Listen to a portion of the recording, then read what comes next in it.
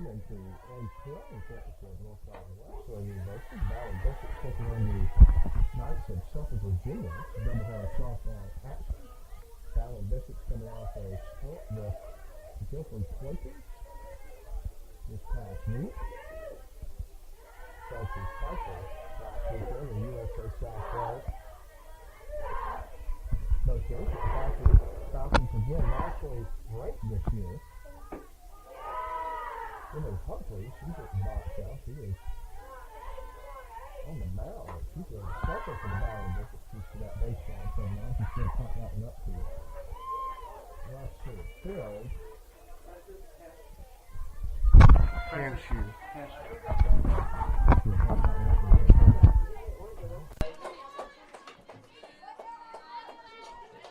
Should I do it now? Hand shoe. Oh, too bad. Number 7. Francis Hanshoe steps in now for first plate appearance of the ball game and takes strike 1, 0-1.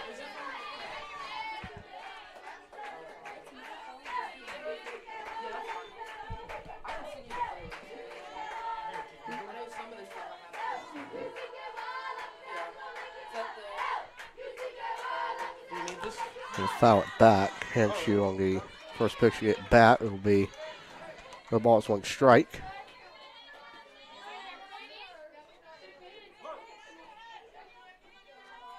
Who's next?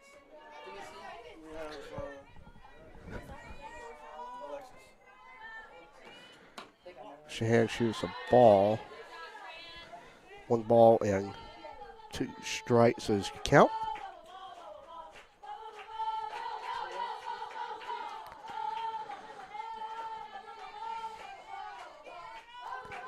One-two Hanshoe flies it deep out of play. Should be foul. 1-2's the count. The Knights of Southern Virginia come in this contest, 7-13 overall. 0-2 in the league. Pretty tough schedule. They've played Randolph, Macon, Roanoke, Eastern Mennonite. All pretty good OGAT foes, along with Bridgewater. They recently took down Averett 12-4. Second game of the DH on Tuesday before coming in here to Rocky Mount to take on the battling Bishops. Hanshoe, what a snag there on the mound. Wow. And that will be out for the Knights. Nice play by Stoffer, the pitcher.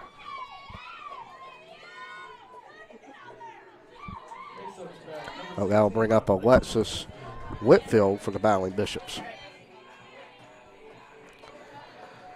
Once again, Malia Stoffer on the mound. She is a junior from St. George, Utah. Played in 28 games last year, started 25.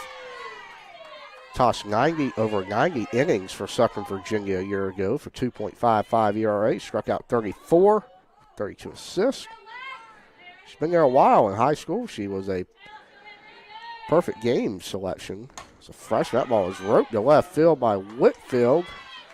Caught on the line and left. That will be out number 3. The battling Bishops lead at 1-0. Head to the top of the 3rd from Edgefield.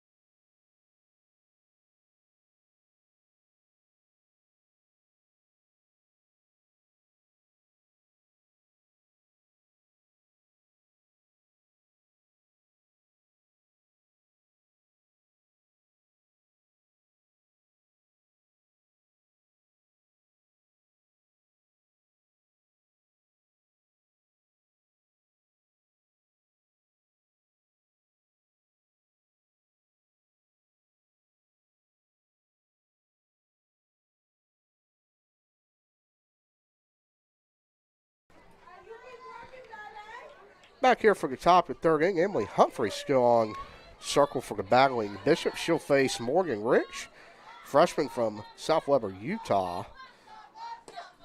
She'll foul out on the way for strike one. She was second team all-region in Utah last year. She was the MVP of Bonneville High School. She's also a 4-year starter for them. She's also NHS Softball Rookie of the Year. Has a very good left-handed bat for Southern Virginia. She'll face Emily Humphrey. Start of game one for the Battling Bishops. That ball is low. Start this count off. One ball, no strikes. Beautiful day here at Edgefield. A little bit of pollen, which we've seen one of the worst areas of the country for the oak pollen.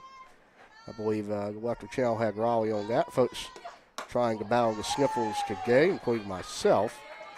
It's not the only game the Knights are playing the Bishops in. We have a softball contest over at Vernon T. Bradley, a lacrosse matchup at Vernon T. Bradley Junior Stadium. The Knights are up pretty handily in that one. Headed to the fourth. That's a great fastball. Look, maybe on the inside corner by Humphrey. That'll be strike number two. The count's even at 2-2.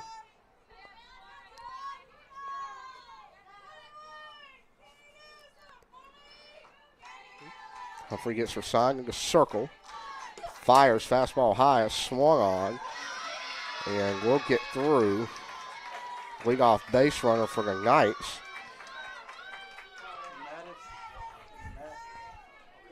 And that will bring up Madison Christensen now, junior from Hermiston, Oregon. Last year for Southern Virginia, she played 34 games, started 33 of those for Southern Virginia, 250 batting average, 16 hits, 2 doubles, and had 7 RBIs. She was really the definition of a student athlete, USA South Academic All-Conference, and was on the president's list in the fall of 23, and followed that up with the provost list this fall for Southern Virginia. Biochemistry major as well. That is a heck of an accomplishment.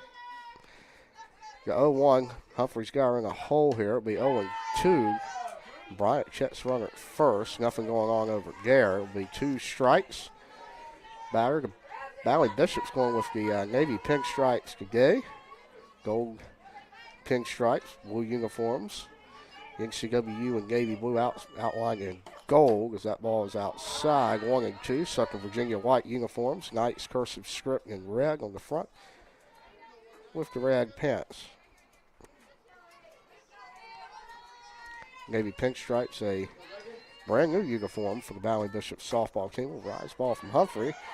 And that could be a 4-6-3 double play. It is. Whitfield to Lowry to Simmons. And that will get 2 outs since that is Emory Humphrey showing some emotion out there on the mound. She's fired up for that second out of the inning.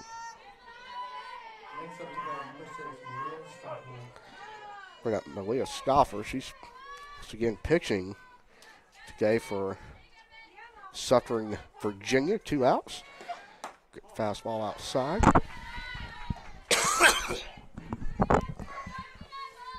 Southern Virginia up 1-0 in the count. Pitch from Humphrey. Couldn't quite catch up to that one. Evens the count at 1 ball and 1 strike, folks.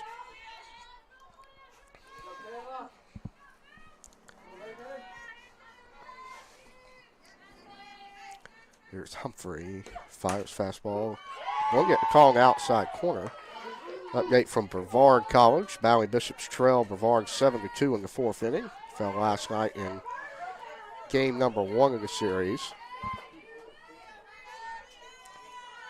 Also have the Valley Bishops women's track team at the University of Texas at Clyde, 97th annual Clyde Relays in Austin, Texas. Combines a lot of Power 5 runners out there and some Olympic hopefuls as well. So that is a really big deal for a Bishop to be in that event. That should be a 3rd out of the inning. Whitfield to Simmons.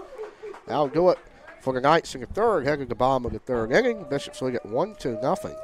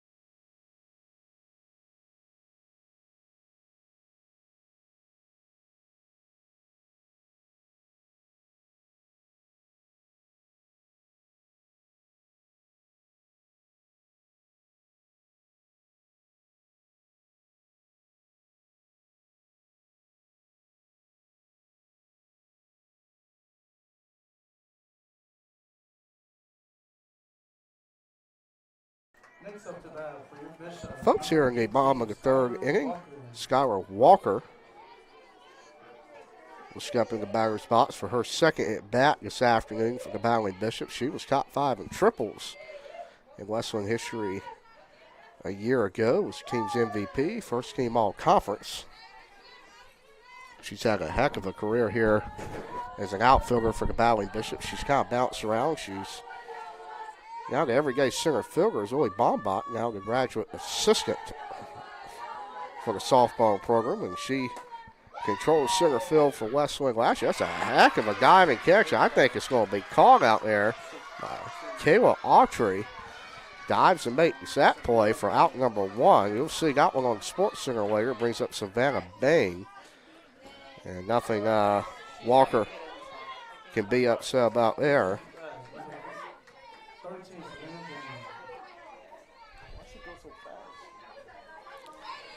Bain's second plate appearance. Wow. Look at this spin on that. Like a little rise ball. It was very slow coming in there for the Knights.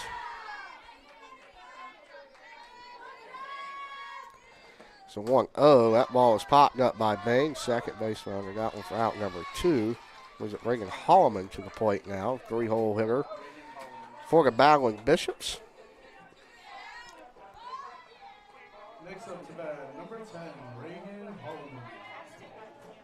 Holloman. Reagan, a left-handed bat for the Battling Bishops, transfer from East Carolina, Division I American school. She'll pop that one up. On the left side, that should be out number 3. It is, and we are through 3. The Bishops lead the Knights 1-0.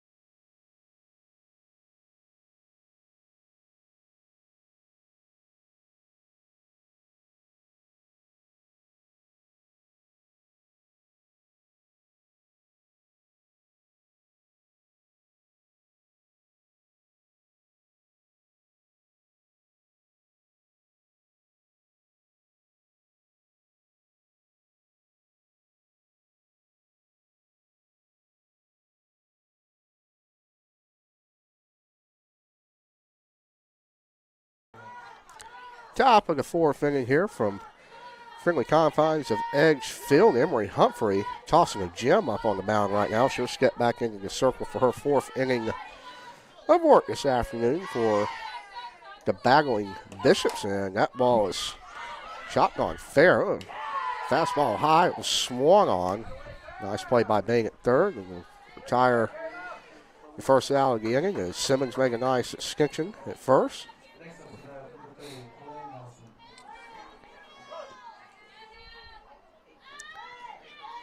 Not only a big day in softball and lacrosse, but a lot of basketball going on tonight. Elite 8.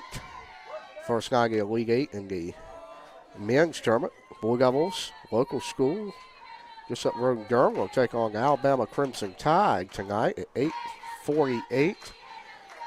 And looks like they'll play Tennessee in the Final Four, but you never know. They're looking very hot right now. The upper side, Florida, a 1 seed still alive. Houston, a 1 seed still alive. And it may be the first time in many years that you see all 1 seeds in the Final Four. On the women's side, a big local game yesterday in Birmingham, Alabama. Duke took on North Carolina. Kind of a revenge game for that 2021 men's Final Four as Carol Austin and the Blue Devils would advance to the Elite 8 to take on South Carolina. It's going to be tough for the Blue Devils to do, but they have as good a shot as anybody. NC State fell to LSU last night as well, so the Blue Devils on the men and the women's side, the last remaining ACC hopefuls in the basketball tournament, so each side of the bracket. It's from nice snag over there by Michaela Simmons. Made it look easy over there. All she had to do was step about 2 feet to her left, but that ball was coming in hot. Simmons will be responsible for out number 2 in the inning.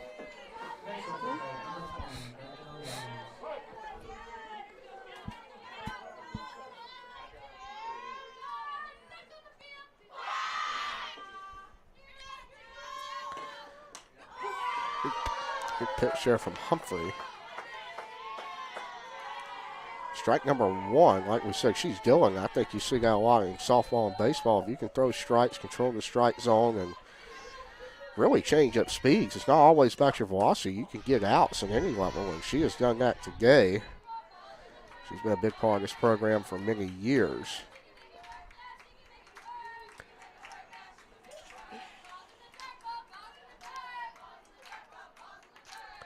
Pitch from Humphrey. Fouled off in the box. That'll be I think that's the second strike of the inning. It will be the second strike of the inning. Here at Edgefield, John Brackett once again joining third base for the Battling Bishops. Skipper is enjoying a nice year for Westland. Simmons is going to make that play one more time. She said, I'll let it hop and give me another Siska there, but that will take us to the bottom of the fourth. The Bishops are up 1-0.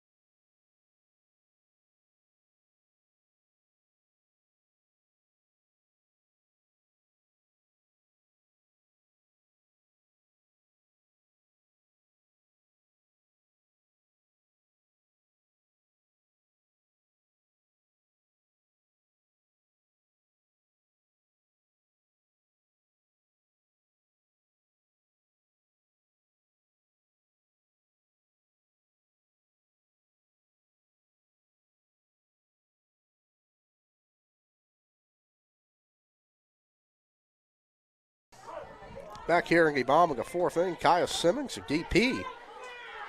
She's going to get a crack at here. She has been really killing the ball lately, leading the Battling Bishops in home runs. She'll take the ball outside for the first pitch of the at-bat.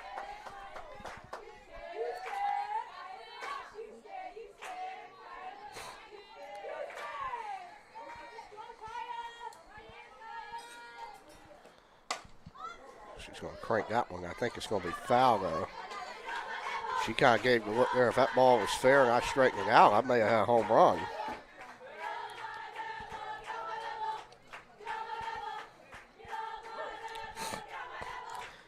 But the way she is even to count, 1-1. Simmons in the box here. Oh, my, what a pitch there. That ball looked like it was levitating going to the plate there. A little slow pitch for the Knights. The guy will bring Simmons to her final strike at bat. She got to choke up, try to put the ball in play. Take ball 2. As mentioned, she leads the team in home runs. She's got 7 so far. Listen to this, 443 batting average, 7 home runs, 27 hits. And she's got 28 RBIs to her credit so far. Talk about a transfer making an impact from Greensboro College. Pitch to Kaya. Slow pitch is not going to be able to get there in time. It's 3-2, and she bats in front of her sister, Kayla Simmons. Nadia Simmons, her second sister, is a women's basketball student athlete. So all 3 of the Simmons are here. Full count to Kaya. She's going to rope that one in the right. Let's see if it can be. Cause a nice play at the fence there by Southern Virginia. I believe that was caught by Cheyenne out there. but that will bring up Next up to bat, Kayla number Simmons. 19, Kayla Simmons. Just kind of look at Kaya, even the outs that she has are wow. That ball was just a few feet away from going over the fence here at Edgefield, but she's going to roll it over to her sister. She's going to hit a ground ball foul. It was a shot, though. 0-1 is the count to Kayla Simmons.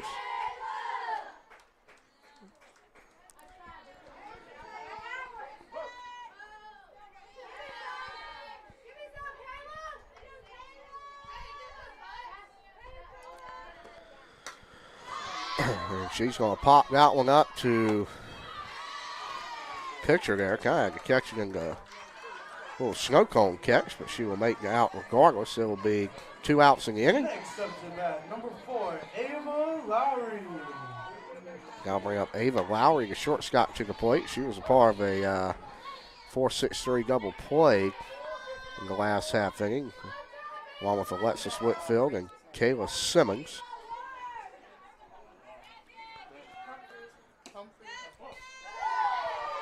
Lowry will take a ball there, but close. She'll get benefit of the doubt. 1 ball and no strikes to Ava Lowry, the Bowling Bishop shortstop.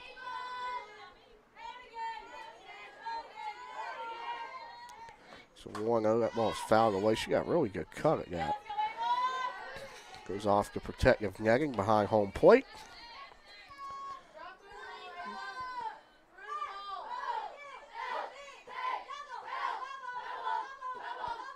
One and one.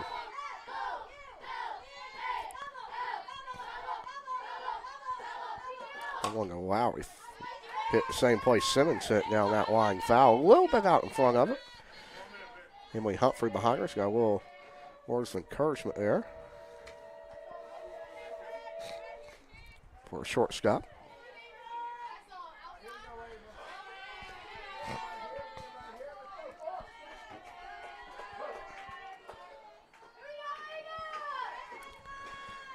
Ava Lowry, 1-2. Hits ball too low, evens the count at 2 balls and 2 strikes. Bowling Bishops come in this contest about 500 this year. They've really ran through a gauntlet of a schedule. Several nationally ranked teams, mostly ODAC foes, which is one of the best conferences in Division III in all sports. Rise ball there, a little bit high. Lowry has ran the count full with 3-2. As mentioned, the Bishops played Guilford last DH in the midweek, but took on Pfeiffer. That was the first USA South series of the year. Everything else for non-conference. Lowry's going to pop that one up to the left. Will be caught for out number 3. We'll head to the top of the 5th. Bishops lead at 1-0.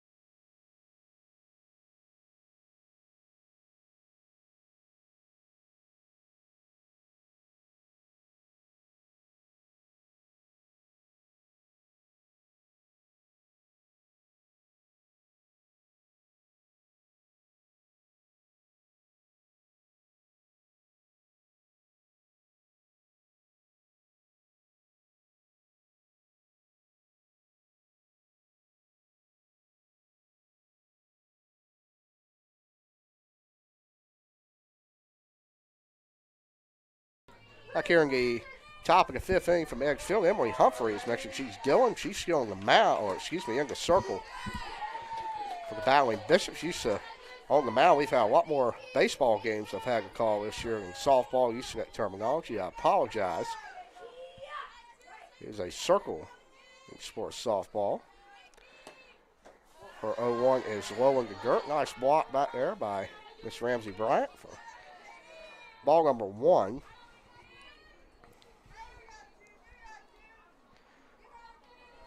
So far this year, out of the minimum innings requirements, that ball is popped up there. Not sure if it's going to stay in. Kayla Simmons says, I got it. She can't quite hang on to it.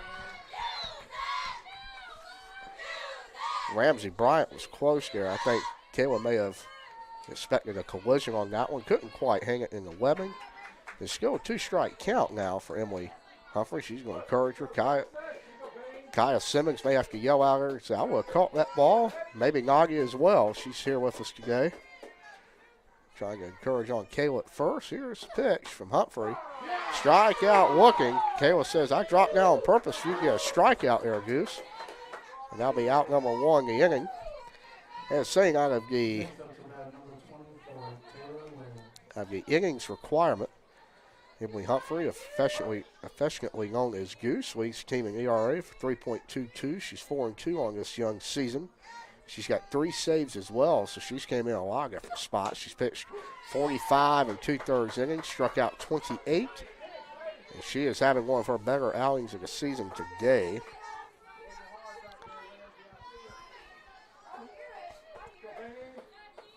It's the 0-1.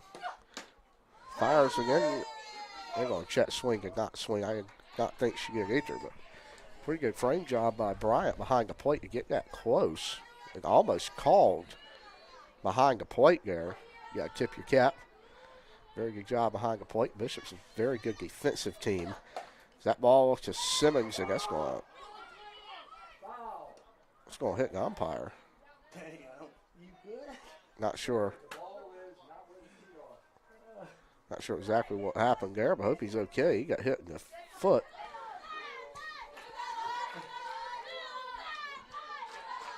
What foul from this vantage point? They will call it foul. 1 ball, 2 strikes. Is the count. Pitch from Humphrey. That ball is down. It'll be 2-2 even across the board.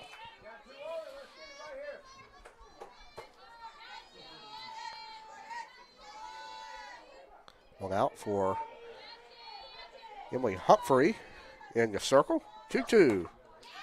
Very good piece of foul that fastball off. Goose thought she's going to be able to run that fastball by her for the second out of the inning. Very good job to stay alive in the count by the Knights.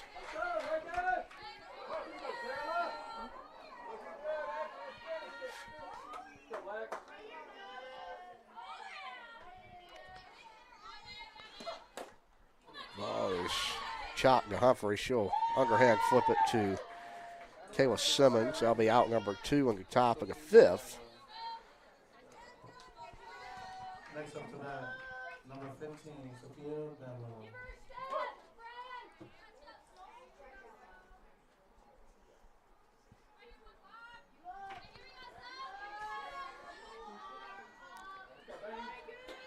Here is Goose. Fires outside. Ball number 1, Ramsey Bryant. Will agree if that she will signal her hand outside. Says, yep, I got that out. 1-0 is the count now to Emily Humphrey. Here's the pitch. Ball is grounded to the left side infield. It will get through. And the Knights will have a 2-out base runner here in the top of the 5th with 2 outs.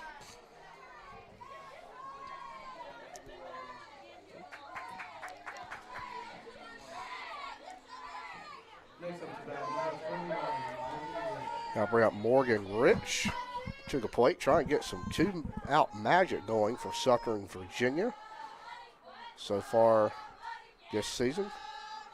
Ball's low, by the way. A little bit of a tough spell at the plate, hitting 125, only appearing 2 games, 8 at bats, on base percentage of 111.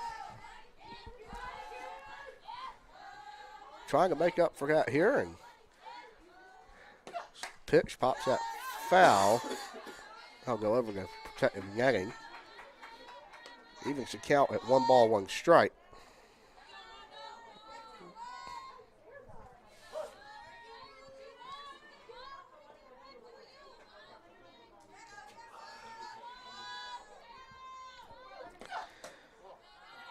Rolling away, Bryant keeping a check on that runner at first, making sure no action is going down for SVU on the base paths here.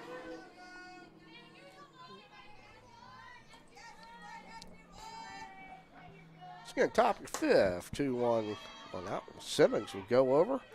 Make that play in the 3-4 hole. She's had a very busy afternoon at first. Bishops are coming back in the bottom of the 5th. We'll be right back.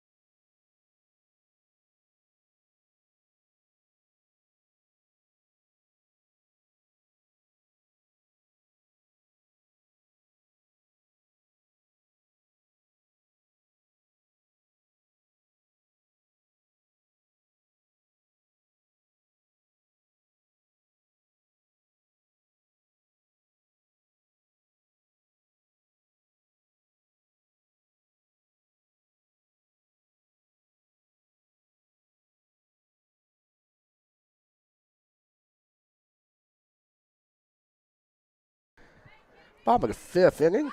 Emily Humphrey, she's going to bunt. They're going to say she's out of the box. That'll be. We will have a discussion about it.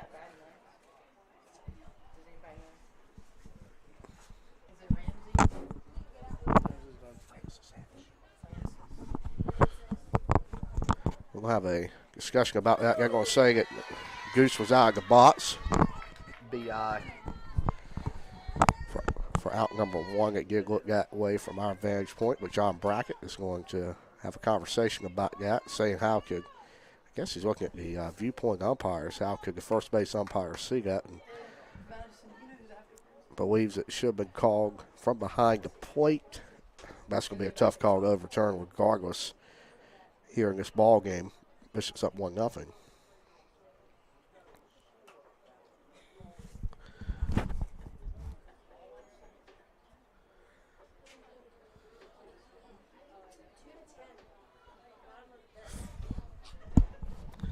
And we will have John Brackett go out and have a chat with first base umpire here. She did look a little out of the box from this vantage point, but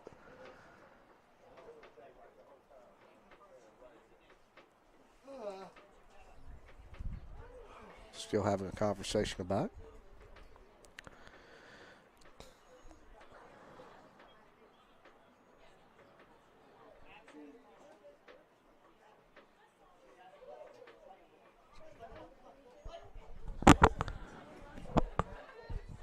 Call will not be reversed. We'll roll on here from Edge Field. 1 out. We'll bring up, actually, no.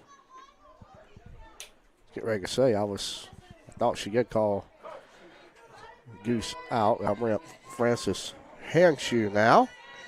1 out at the bottom of the 5th.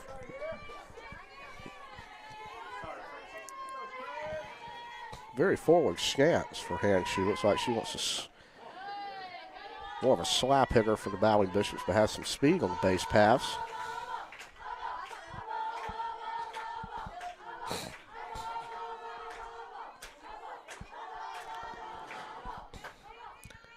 Here's the pitch to Handshoe. That ball is low. Nice frame job behind the plate. Couldn't quite get the call. Handshoe is ahead. 2 balls and no strikes in the count. Cross score has gone final across the way at Vernon T. Bradley Jr. Stadium. The Bishops fortunately fell for their ninth loss of the season. That ball's roped to second. I tell you what, this SVU defense is really putting on a clinic this afternoon. It's the second diving stab of this ball game. I'll bring up the short correction, the second baseman, Alexis Whitfield now. Bottom of the order. Number 16, Alexis Whitfield.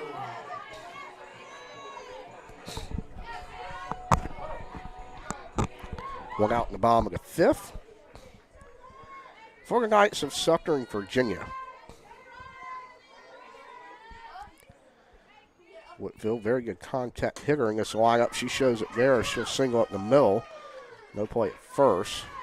Speedy runner, and that will flip the lineup over to Skylar Walker, center fielder for the Battling Bishops.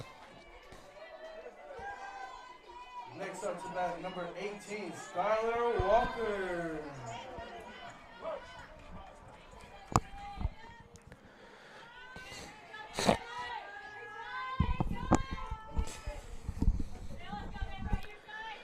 First pitch at bat, Walker. Outside corner, strike number one. She'll look down the third, get the sign from Coach Brackett.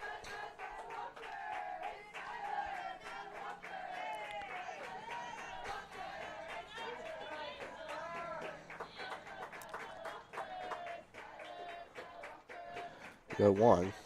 Rise ball gets Walker swinging. Pops up the third for the third out of the inning. We'll head to the top of the sixth. Bishops lead the Knights 1-0.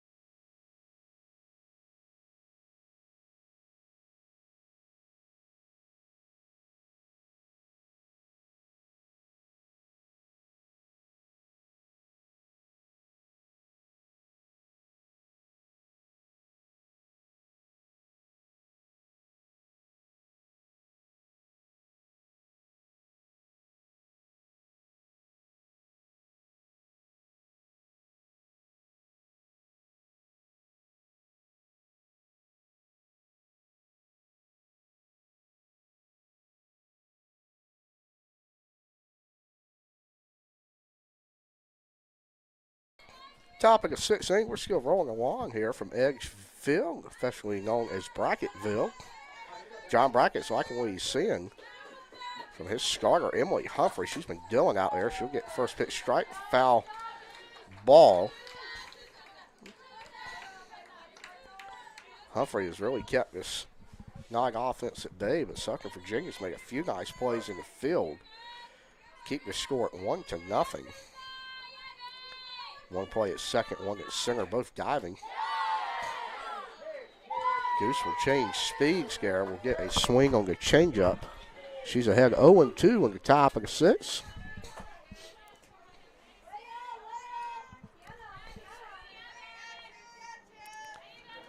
Humphreys 0-2. Fastball high, but fouled off.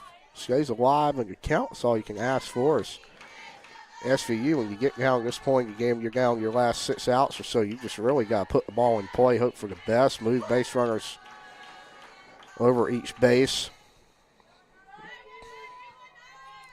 Especially when you have a pitcher like Emily Humphrey in the circle. Dillon right now gets her on the off speed again, outside chasing. 1 out in this inning.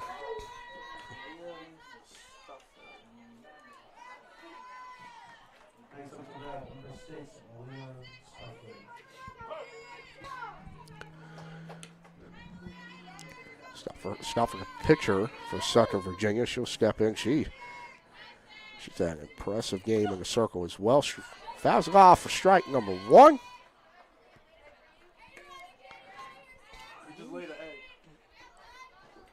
Both these pitchers really dealing this afternoon. And Humphrey is winning the battle right now, up 1 run in this ball game, but she is got to get 5 more outs as that ball is foul right over where SVU had a player tossing. Maybe a new pitcher coming in this game. I duck out of the way, but no issues over there. 0-2 count now. Humphrey, she's gotten ahead of about every batter she's facing this ball game.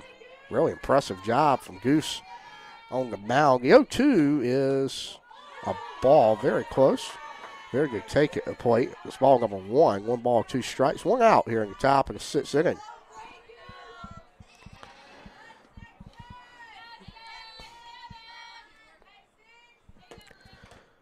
Foul tip. Bryant could not quite hang on to that one.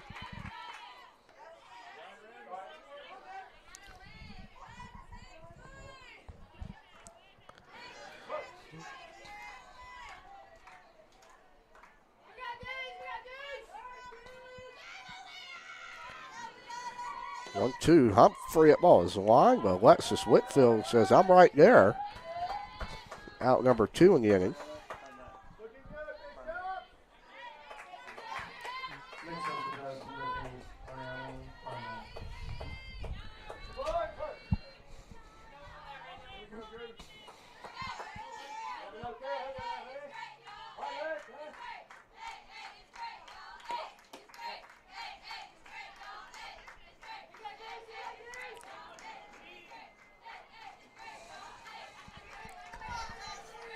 Goose actually falls behind here to the lefty. 1-0 is the count. Top of the 6th. Edgefield. Well, that ball is shot. Goose is going to get there. Had to reach up a little bit for it. Easily corrals it. SVU's down their final 3 outs. They head to the bottom of the 6th inning. The Bishops League Knights 1-0.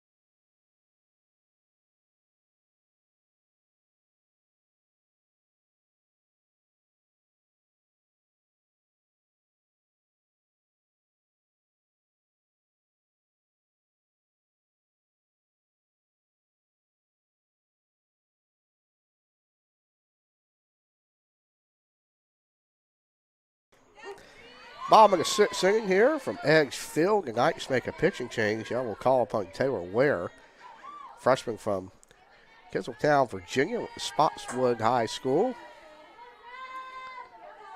She'll be in the circle for Southern Virginia as Bain takes ball 1 outside. Count is now even at 1 ball and 1 strike.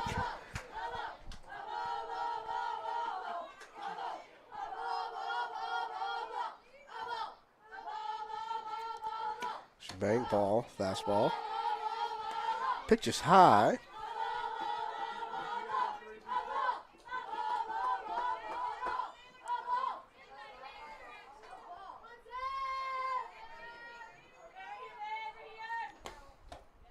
Let's count 3-1. We're going to have a leadoff walk here in the sixth for the Battling Bishops.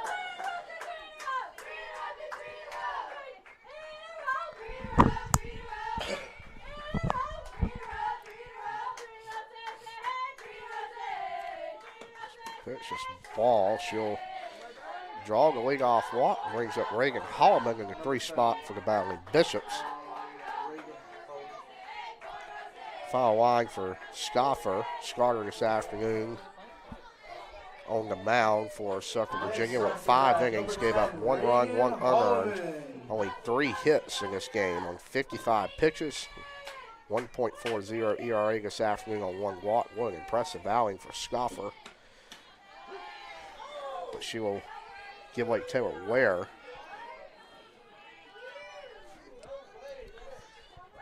He'll get a very favorable strike call there. Looked a little high, but we'll get the call. Other ones to count a Holloman. That's by the catcher there.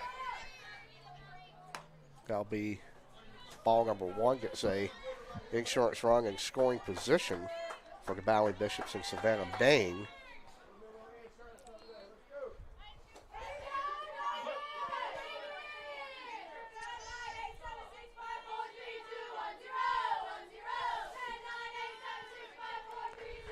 Here's Holloman. She's going to square around and bunt. It's going to get fouled. She'll now have to choke up on the back. 1-2 count to the East Carolina transfer.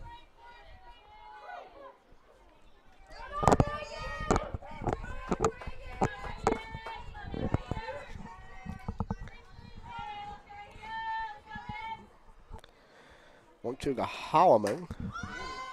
Flies that one out to center field. Easy play. Fake tag there from Bain.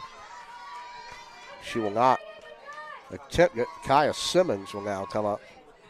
She's been killing the ball for the Battling Bishops in the DP spot. Kaya Simmons.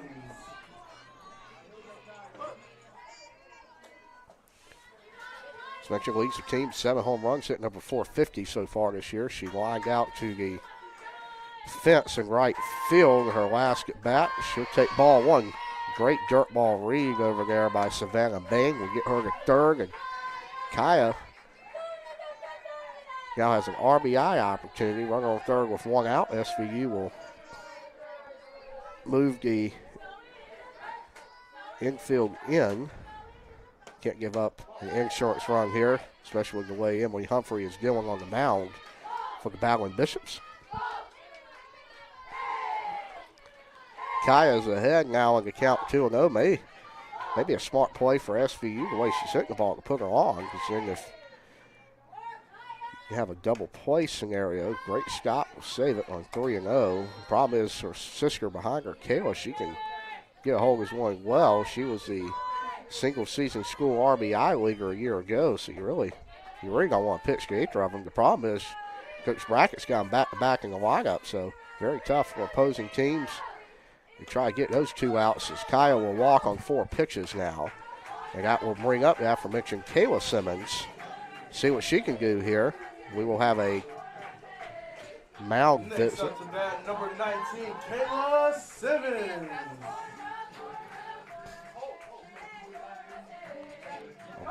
We may have a pitch runner for the Battling Bishops.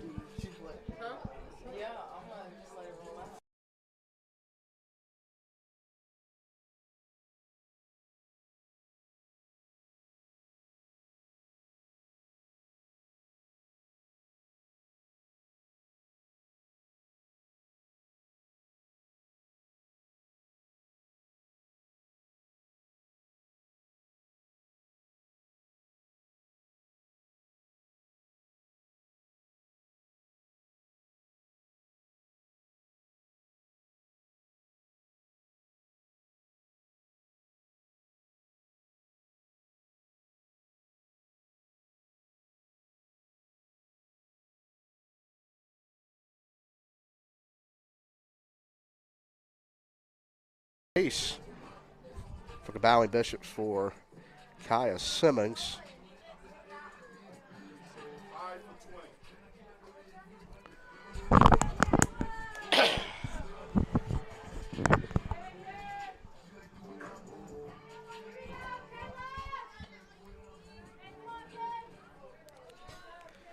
See what Kayla can do in the box here for the battling Bishops. She's got a runner on third here, less than 2 outs. Good RBI spot. She will bunt. Pulls back for ball 1. However, Leah Jones will steal second. Good call by Coach Brackett and Coach Booth on the base paths there. So now Simmons will have 2 runners in scoring position. Base hit. More likely sends 2 more insurance runs to the plate to make it 3-0. Pitch is high, 2-0.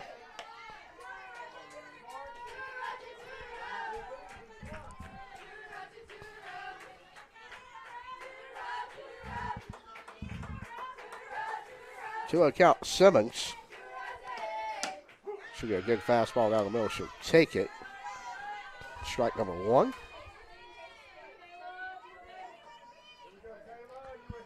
2-1 count to Kayla Simmons. She's got Leah Jones and Savannah Bain on base. Trying to drive them in. She's going to pop that one up in that little Bermuda Triangle area. It will be an RBI single for Kayla Simmons, and that'll bring home Savannah Bain. Simmons will do her job and bring up Ava Lowry. Big insurance run for Westland. Next up to bat, number 4, Ava Lowry.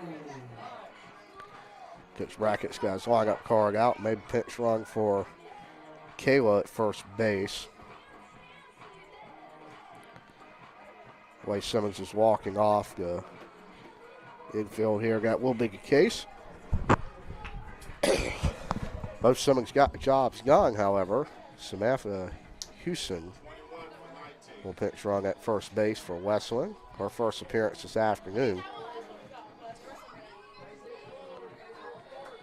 However, you would assume Simmons will come back in the top of the 7th to play first base. There's Ava Lowry. She'll step in.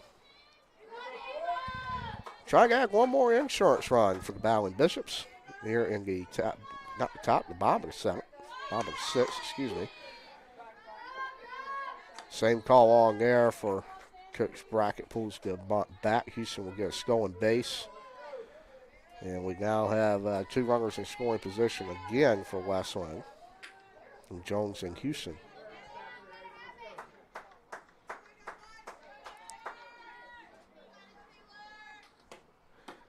Lowry takes strike 2. Back pit there, unsuccessful for Southern Virginia. 0-2 count now for the Knights, trying to get out of this with just 1 run of damage.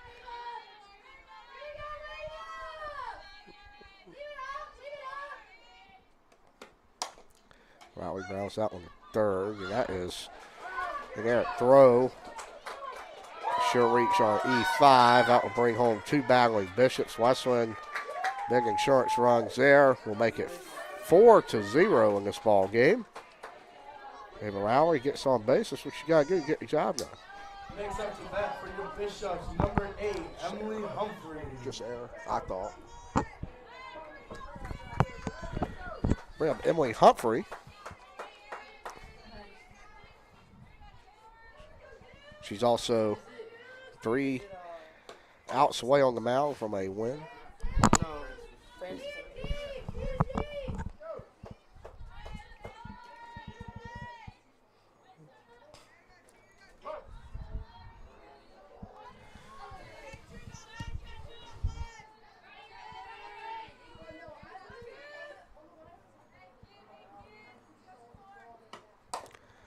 Humphrey grounds at the third.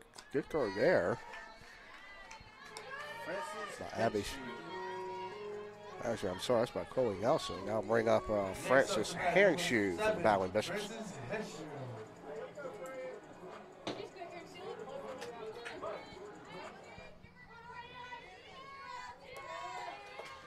Here is Francis. She's got RBI opportunity.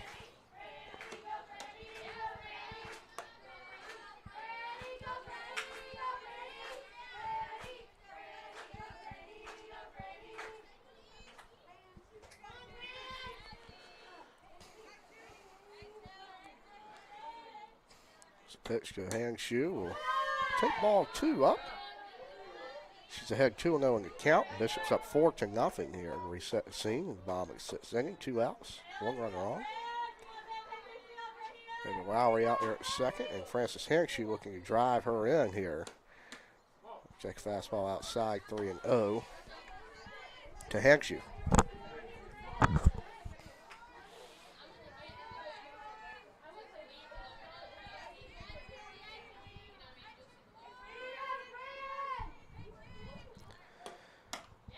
She'll walk on 4 pitches.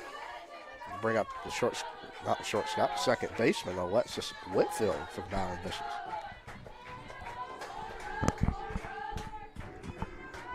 Next up to that, number 16, Alexis Whitfield.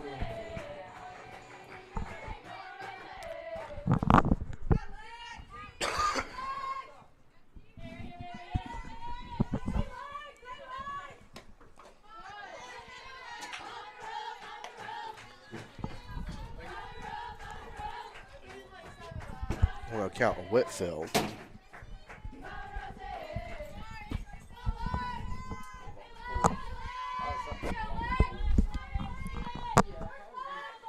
And Whitfield will take ball 2, the recurring theme of this inning. As Ware is having a tough job finding the strike zone for Southern Virginia. Cross 3 runs across. And that'll be ball number 3.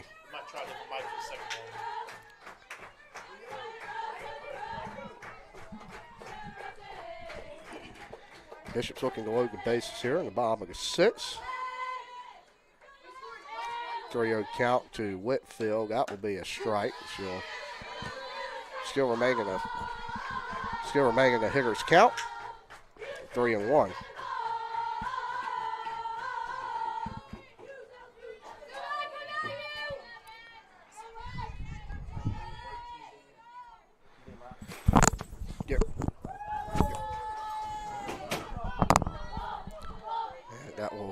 Flip the lineup over to center fielder Skylar Walker. SVU have a little conference at the mound. Need to settle down Ware out there, who's had a tough time finding a strike zone here in the 6th. Skylar Walker already is a dangerous threat for the Bishops. She'll be at the top of the order.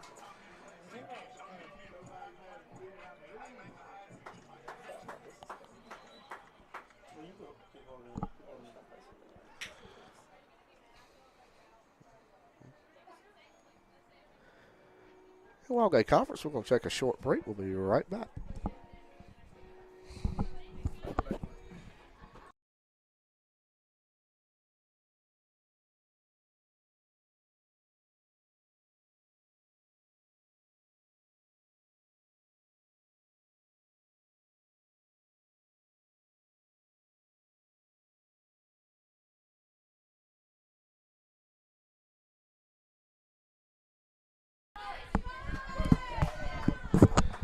Skylar Walker got a big chance here to drive home some more runs for the Bowling Bishops. She'll take strike 1. 0-1 behind in the count.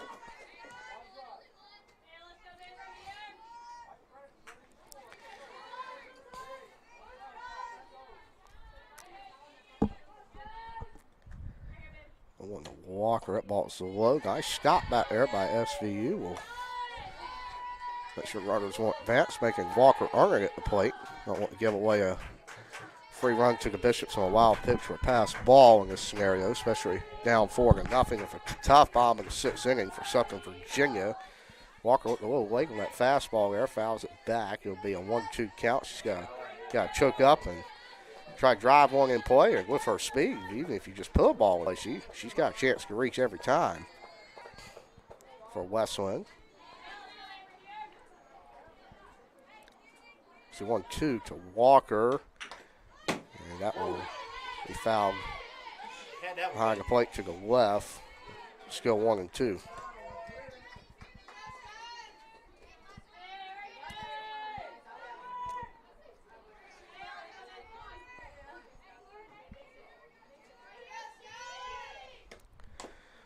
Walker grounds out with third foul again, staying alive in the count.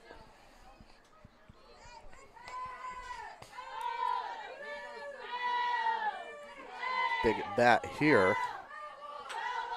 We put this game reach, even if it already is, with the way Humphrey's pitching. It's going to be tough for the Knights to even score 4 in the top half of the 7th, but Walker will take strike 3 outside corner, leaves the bases loaded. SVU's down their final 3 outs. We'll be right back from Edgefield.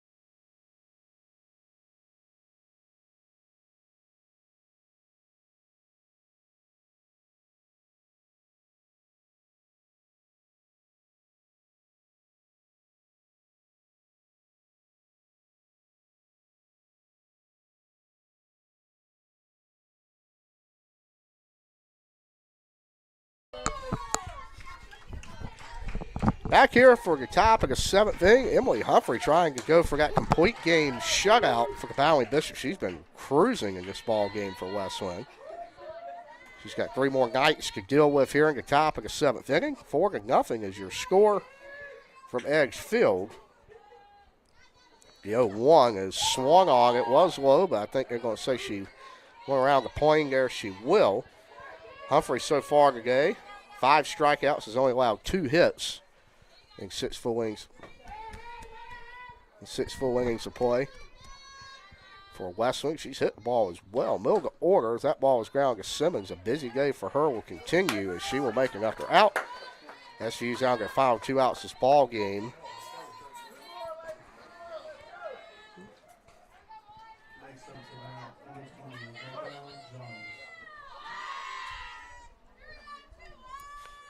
Jones steps in now for the Knights of SVU. Here's the pitch. Ball there. Humphrey, well, that is a ball. She's been pounding the strike zone. She got to do on the mound to get outs in any league, as we've mentioned. Leadoff batters against her only 1 for 7. She's forced 11 ground outs in this game on 79 pitches. 52 are strikes, so really mowing down Central Virginia here. That's 2-0. She'll fall behind here. I don't think the Bowling Bishops like the call. 2-0. Swung on low. I tell you what, that ball's got some heck of a movement on it. That thing drops right in front of you. It appears from this vantage point. Wouldn't want to be in the box there, but 2-1 now. Humphrey trying to fight back from two pretty tough calls to start this at bat with 1 out. Rise ball is unsuccessful out and high. Now we're on to count the 3 balls and 1 strike.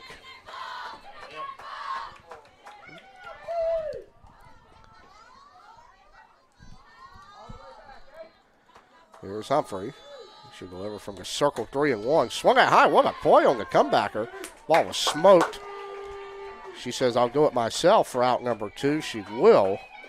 And SVU is now down their last out of game number 1 here on a beautiful 70-degree afternoon from Edgefield. A lot of action going on campus today. Bowling Bishops lacrosse team in action at 12 o'clock. We got, as mentioned, we got the Texas relays going on in Austin. Baseball at Brevard. Good time to be a Bishop. We got tennis back in action next week as well. This conference play is really going to get heated up on the men's and women's tennis side of things.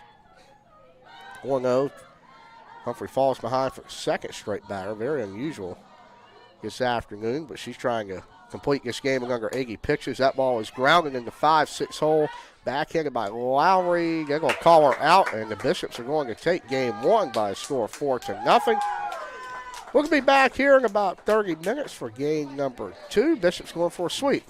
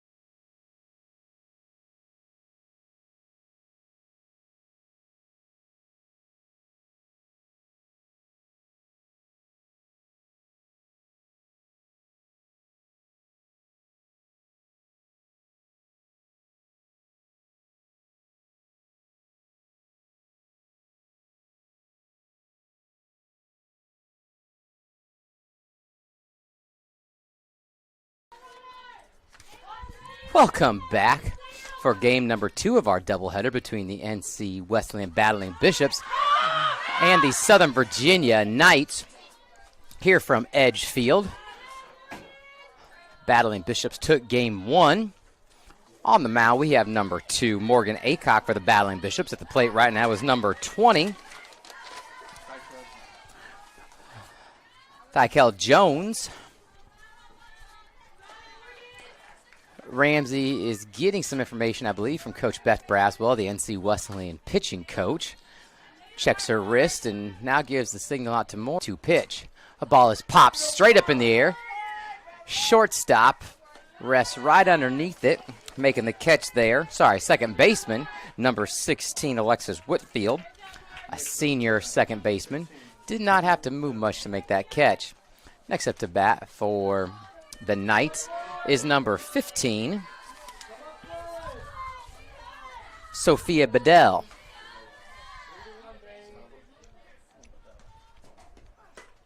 That ball is lifted into foul territory. Great run out there by the right fielder, Reagan Holloman. That's number 10. It's good for a 1-strike count here as Morgan steps back onto the rubber. Outfielders are playing at a decent depth. Looks like Sophia has some power as she swings through that one. Really nice off-speed pitch. Top of the first inning here in game number 2 of our doubleheader. 1 out. Southern Virginia Knights have 2 runners on. It looks like the batter, Sophia, is going to show bunt. And she swings right through for strikeout number 2 of the inning here. Strikeout number 1 of the inning here. Second out of the inning. That brings up number 24, Taylor Ware. Ramsey once again checks the dugout for the call. Morgan checks her wrist and prepares to deliver pitch 1. The bat is going to be just a hair bit high. Beautiful day here at Edgefield for a doubleheader. Couldn't ask for anything more. Nice cooling breeze and some near 80-degree sunshine. Off-speed pitch in on the hands. Gets her swinging.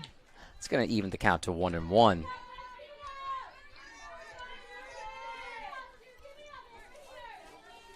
Home plate umpire shows the count, 1-1. 2 outs here. 2 runners on for the Knights. Runner in scoring position. You're sure that you would love to see them bring that home. That's going to be a called strike 2. Brings the count to 1-2. Battling Bishop infield. Savannah Bain at third. Shortstop Eva Lowry. Alexis Whitfield at second. And Kayla Simmons at first. A healthy lead by the 2 Southern Virginia runners as that pitch comes in just a hair bit high. You almost wonder if there's not an opportunity for Ramsey behind the plate here for NC Weston to throw the ball down to Simmons, number 19 at first base, if that lead is as big as it was there. Good battle, good pitch. Fouled off here by by Taylor. Taylor Ware at bat. Second base is occupied by number 8, Ariana Premick. First base is occupied by number 3, Chloe Nelson.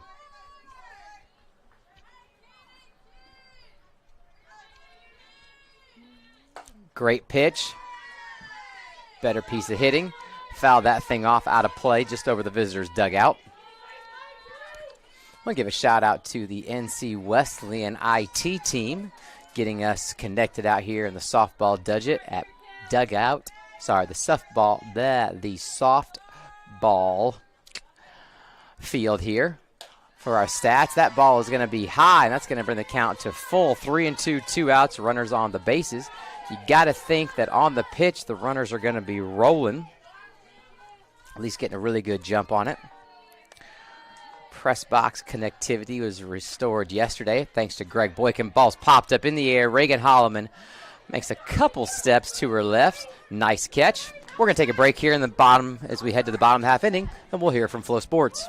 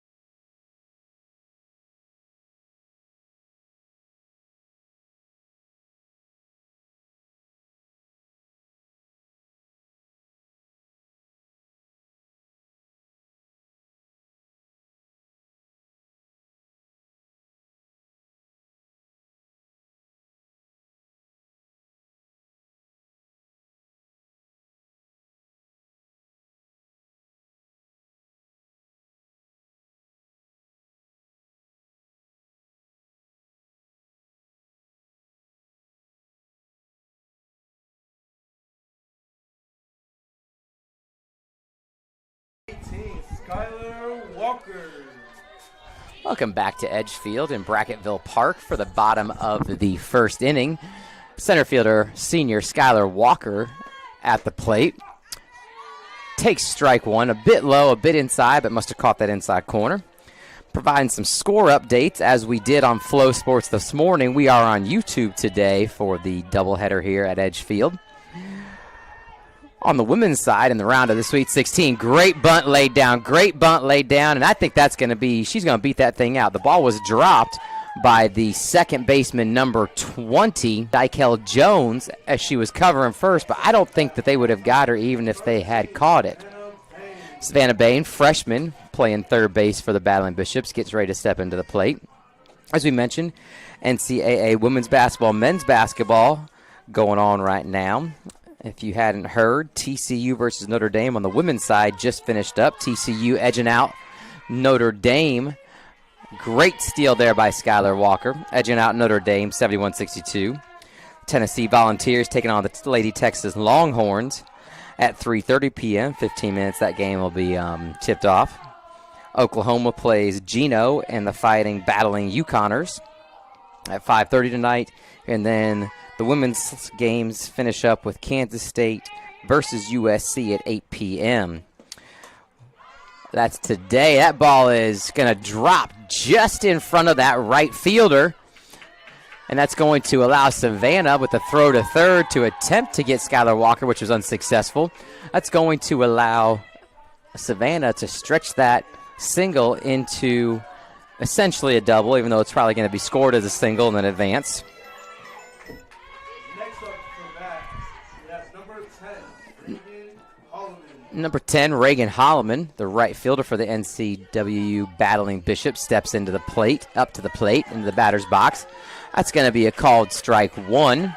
Reagan Holloman, a great grad transfer here for the Battling Bishops, has been very impactful from day one on campus. She is a Division I transfer and actually, I believe, has 2 years of eligibility remaining. Excited about that and what she can provide for the Battling Bishop women's softball program. Switching over to the men's side of the NCAA tournament. Had some action going on last night. A slate of 4 games. Great piece of hitting right there. That ball is going to be driven all the way to the fence. And my guess is it's going to be a stand-up double for her. 2 RBI, stand-up double, Reagan Holloman. Wow, did she put a charge into that ball. Maybe you couldn't see it on screen, but sitting here live, that ball jumped off the bat. That's going to bring up another great hitter. It's going to be the DH, Kaya Simmons, a transfer from Greensboro College.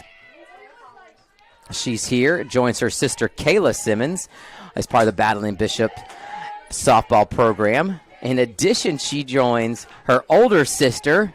That ball is hit to the shortstop. It's going to be thrown to first, and they're just going to get Kaya out.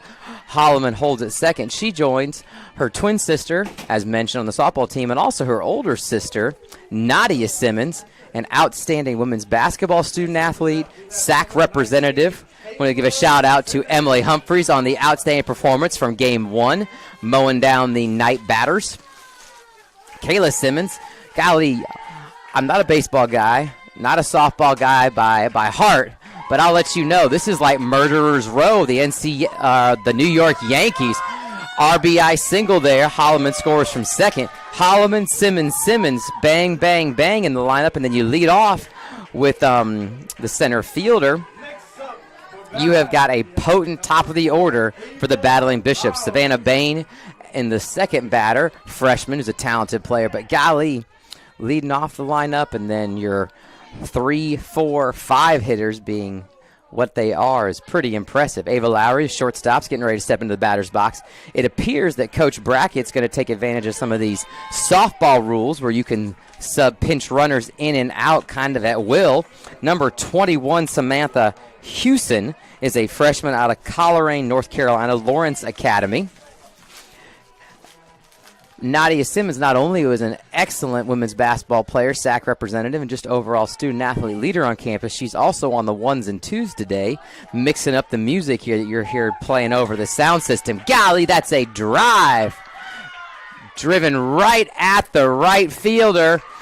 And that's going to be a double. Sorry, at the left field, that's going to be a double play. What a play by the SVU left fielder. Made a heck of a catch.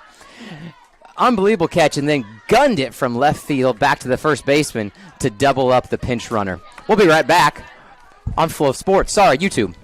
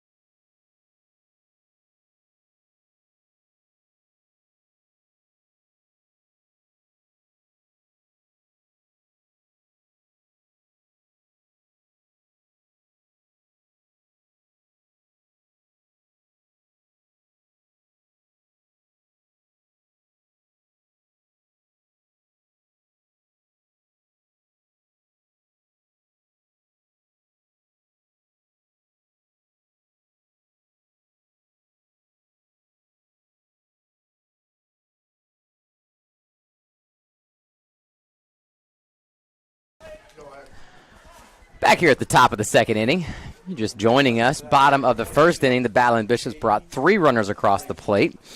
So we sit here, top of the second, Battling Bishops 3, Southern Virginia Knights still with a goose egg up there is number 22 for the Knights, Katie Claytor, steps up.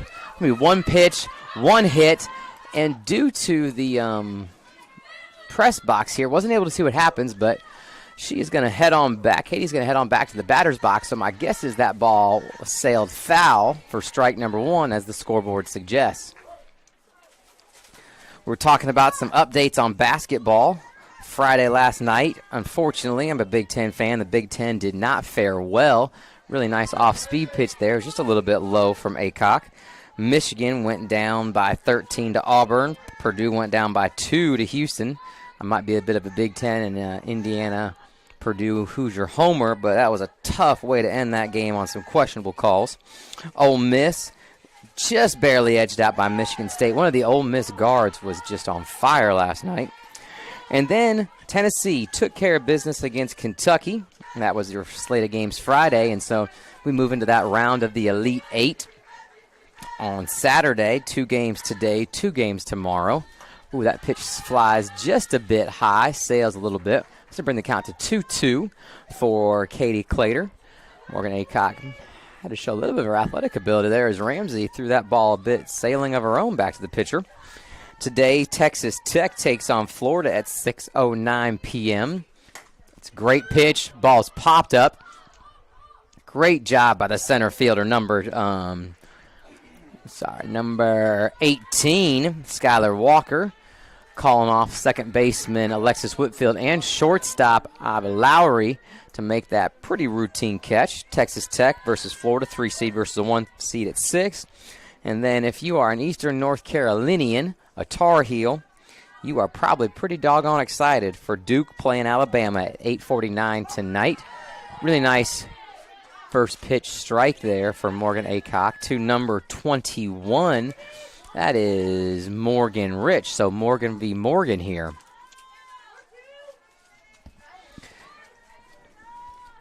Mike, I think there are more people in New Jersey excited than North Carolina for that game tonight. A lot of transplants, as they call them, in Durham. So.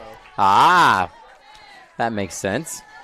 The Tar Heels not having a good run so far. I think Duke beat them yesterday in the women's tournament. In the women's tournament. That game was a little bit of a knockdown drag out. I was able to watch the first half of it while getting ready for these games here with some paperwork and pamphlets and programs. And I believe UNC jumped out to an 11-0 lead, and then Duke just put the clamps on them.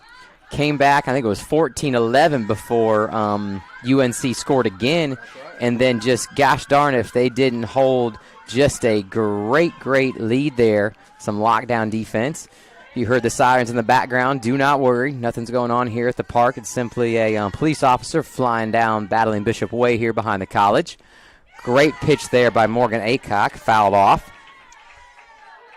Baden, what's your thoughts on this game versus Alabama tonight? Well, if Alabama shoots 25 threes again, Duke may be in trouble, but that may not. Right. With the law of averages, that may not happen. Absolutely. And I do believe, you and I had this conversation before, both on air and off, that the ability of the Duke Blue Devils to defend, golly, can they sit down and guard some people? Well, maybe not Caleb Love. They have not really guarded him for his whole career. He's had a heck of a Duke killer, as they say, but I think he had 35 points in the game. Sweet 16, that ball is popped up and behind the bag. That'll be Ava Lowry, easy out. Great job by her.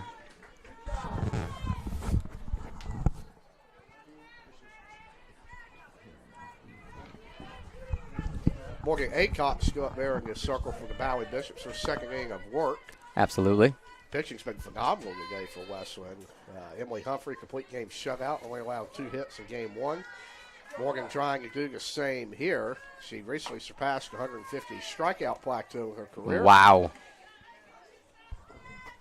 That is impressive. Up to bat now is number 19, Maddie Christensen. I'm sorry, number 19, Maddie Christensen. That ball is going to be popped up as well. Great job by the shortstop, Ava Lowry, calling off center fielder and left fielder as she stood on that outside grass. We're going to take a short break. We'll be back here from Edgefield and Bracketville Park momentarily.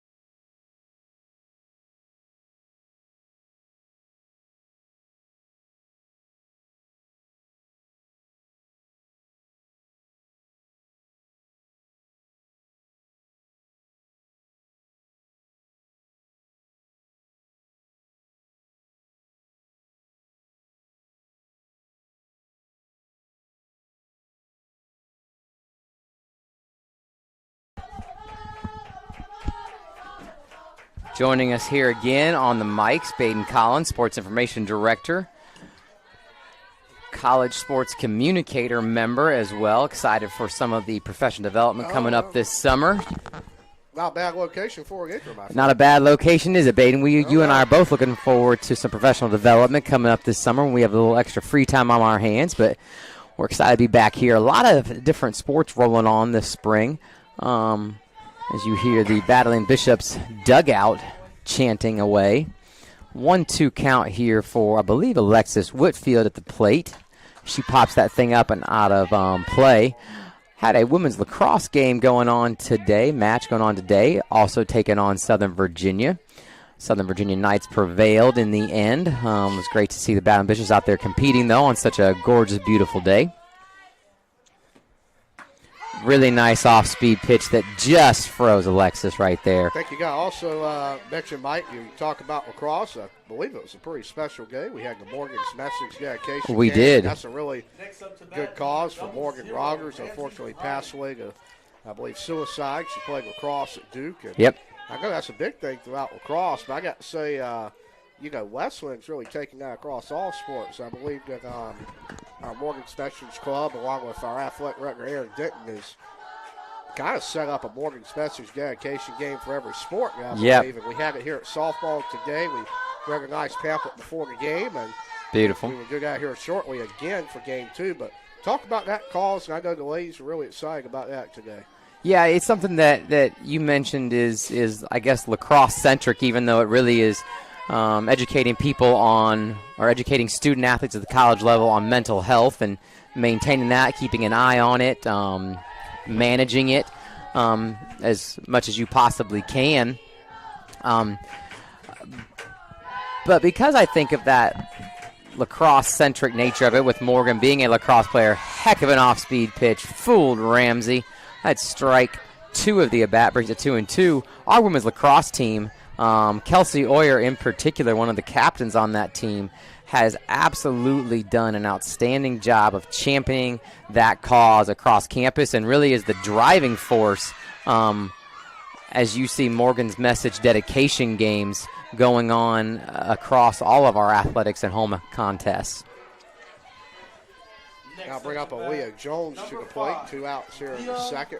Mike, I know you were over at lacrosse, but yes, me and Adam Conti and Madison Morrison were discussing, us three have been around baseball our whole lives. We're used to those 3 or 4 hour games. But I tell you, we were in the bottom of the 6th inning, and the Bishops put up 3, but we were under an hour into this game. Wow. And the first game of the twin bill, Bishop's off to a good start here. But I tell you what, I think that's what makes softball exciting. Very quick, a lot of athleticism on the field, and you get out in a decent hour. Yes.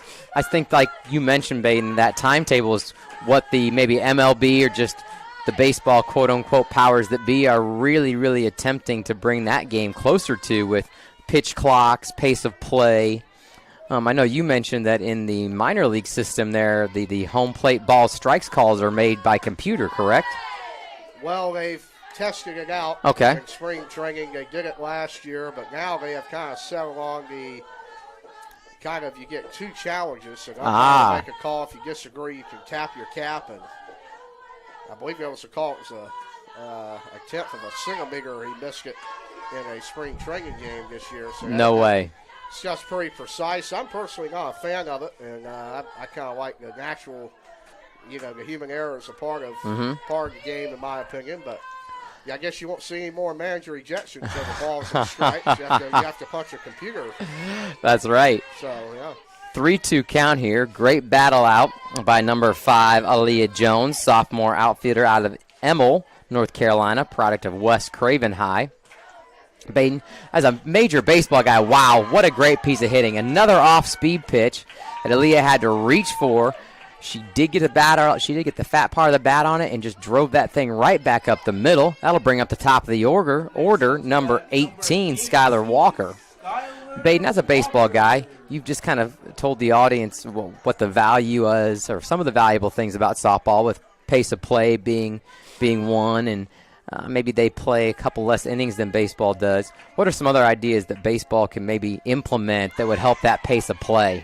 So we're going to have a stolen base here. Great job by Aaliyah. As Walker pulled back the bunt. Well, in my opinion, you've really got to hound in on the in-between innings. The mound visits, and the pitching changes, because you get a lot of managers out there who will go out and make a visit, going to go walk right back out and take the guy out. So gotcha. Things like that. But, really, there's not a lot you can do. It's just a pretty long sport in general. And if you got a pitcher that's not throwing strikes, it's going to take a while regardless, Mike. So I don't know if there's much more else you can do than what they're doing. But it's very open-ended, isn't it? And that was a bunt. That's a heck of a bunt right there. Great job by the third baseman. She's going to go to second. Wow, great effort. She's got a little stream over there at the base. She's talked up about that and gets a second. Ain't no doubt. And I think that play right there for the viewers at home represents kind of what you're talking about, the athleticism that can be displayed out here, as Skylar's got a little dance going on at second base as well. Just that quickness of the bunt to first, and then from first to third, and then the base runner that hit the ball takes off. And the pop up. Will strand 2 in scoring position. We'll head to the third inning. Westland still leads at 3-0.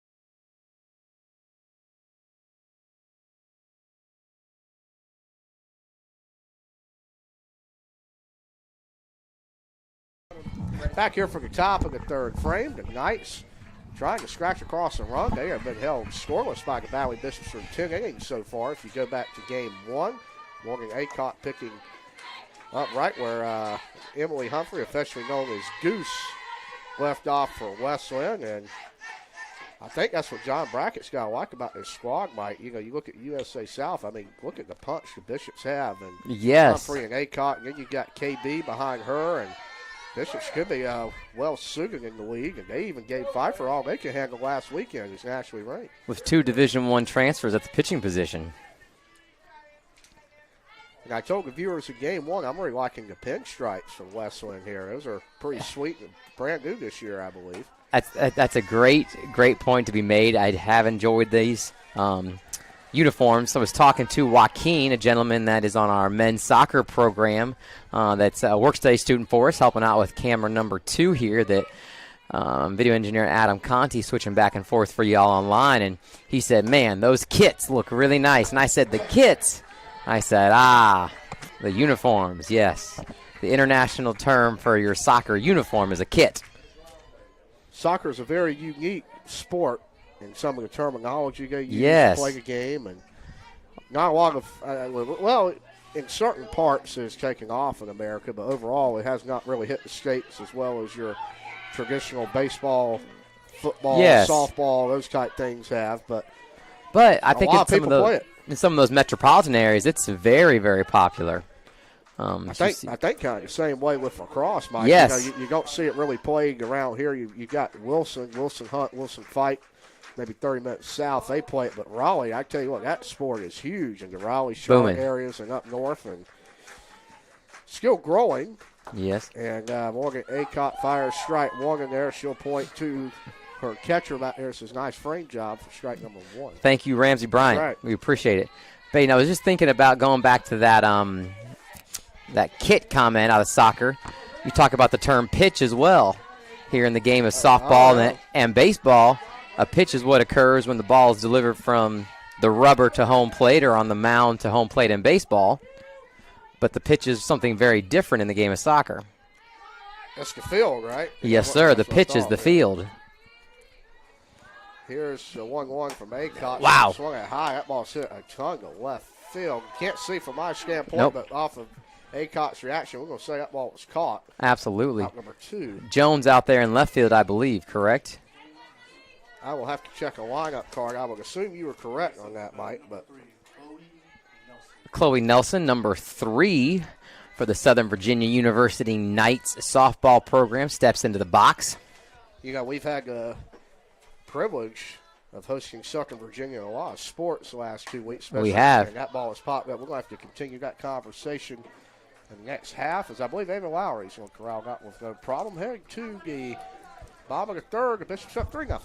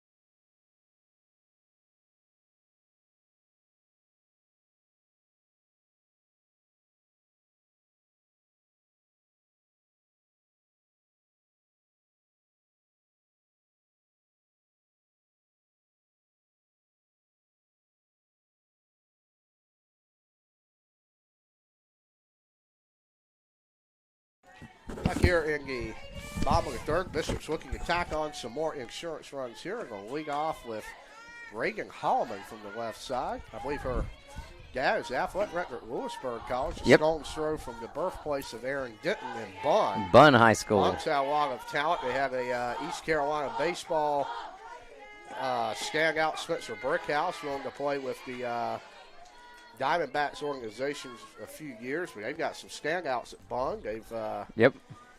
had a pretty decent football program the past few years as Holloman is in a 1-1 count. Just a laser hit by her in bat number 1 of this game for her. Drove that thing over the second baseman's head all the way to that right center field fence. Stand-up double. I believe she's responsible for 2 of those 3 runs in the bottom of the first inning. 2-1 was low. 3-1 to count now to Holloman. Pretty good presence in the box, Mike. Looks like she can really hit a long ways out. Absolutely. I think you look at that being a Division I weight room, kind of building that stance. I'm sure the genetics don't hurt either. Parents, athletic as well. But when she steps in there, she does look good. On the mound right now for the Knights is number 8, Ariana Premick. Hopefully I'm saying that correctly. Has had some really, really nice offs here in the early goings of this game after she kind of settled down from that first inning. That ball is driven foul. A little bit of a breaking ball, off-speed stuff that she kind of left up there in the zone. And if Reagan could have straightened that out, I think it would have gone to the fence again. And she will have a chance to do that here. 3-2. Nobody out. I think she'll even take a walk. Bishop's just need a leadoff base runner here. Trying to extend that lead from 3-0, and she'll hit that back side, and it will get through the 5-6 hole. Holman's got a leadoff single to start the bottom of the third. Baden, I made this comment before you were able to join us. We appreciate what you're doing, getting everything ready to go here for Game 2. What was the term for the New York Yankees? Was it the 2-3-4-5 or 3-4-5? Was that called Murderer's Row? You are correct, yes. And who was that? Good question. I've heard the term. Right. We need to look that up. I should know that. That's I know. good. You as a baseball guy, you would think some kind of trivia. Just got underneath it. Great catch over there in foul territory. Actually referred to the first 6 hitters. First 6 hitters, okay. Murderer's Row from the New York Yankees was Earl Combs, Mark Koenig, Babe Ruth, Lou Gehrig, Bob Musil, and Tony Lazzeri.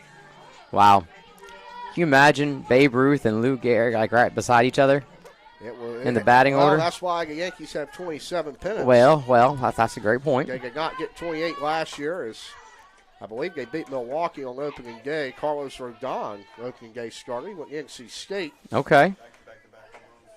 And the Yankees hit back home runs in that ball game. Alan Conte, he was probably amongst the bleacher creatures. He's a big Yankees fan. Big Yankees guy out there in the Northeast, I do like the Yankees as well.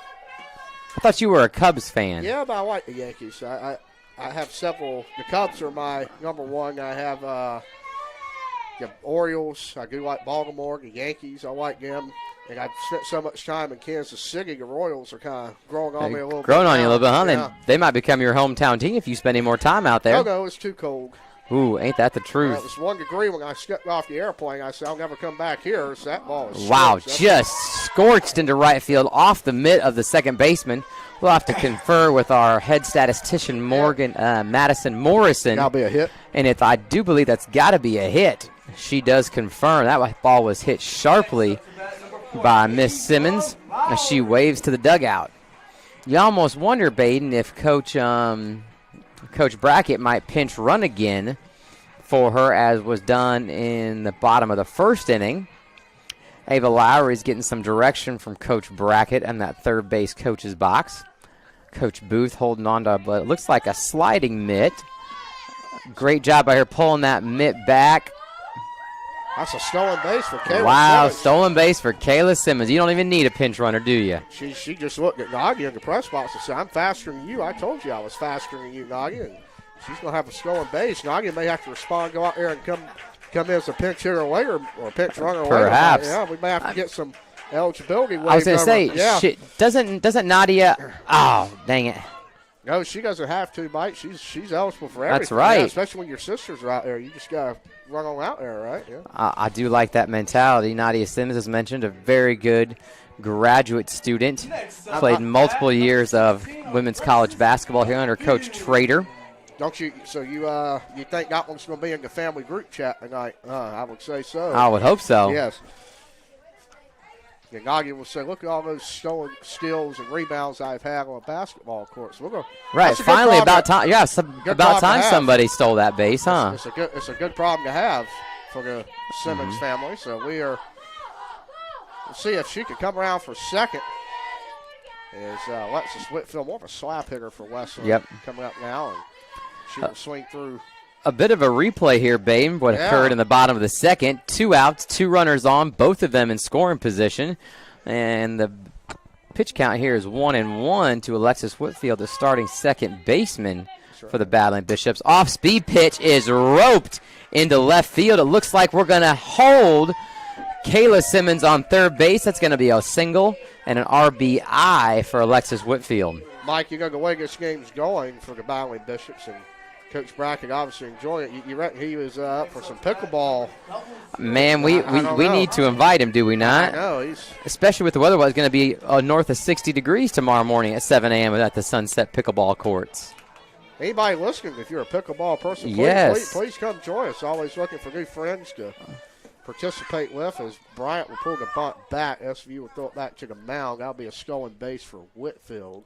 And we'll have a replay of that situation again. And it seems, Baden, I'm not sure if it was a called strike or she didn't pull the bat quite back quick enough, but that's strike number 1 of this at bat for the freshman. Yeah. 0-1 to her. She will take strike 2. She didn't like that call, kind of shook her head a little bit, but now she's got to choke up and get a ball in play. I'm hoping that she can. I know that she's probably waiting on that off-speed pitch. Ramsey had some struggles with those pitches in her first at bat.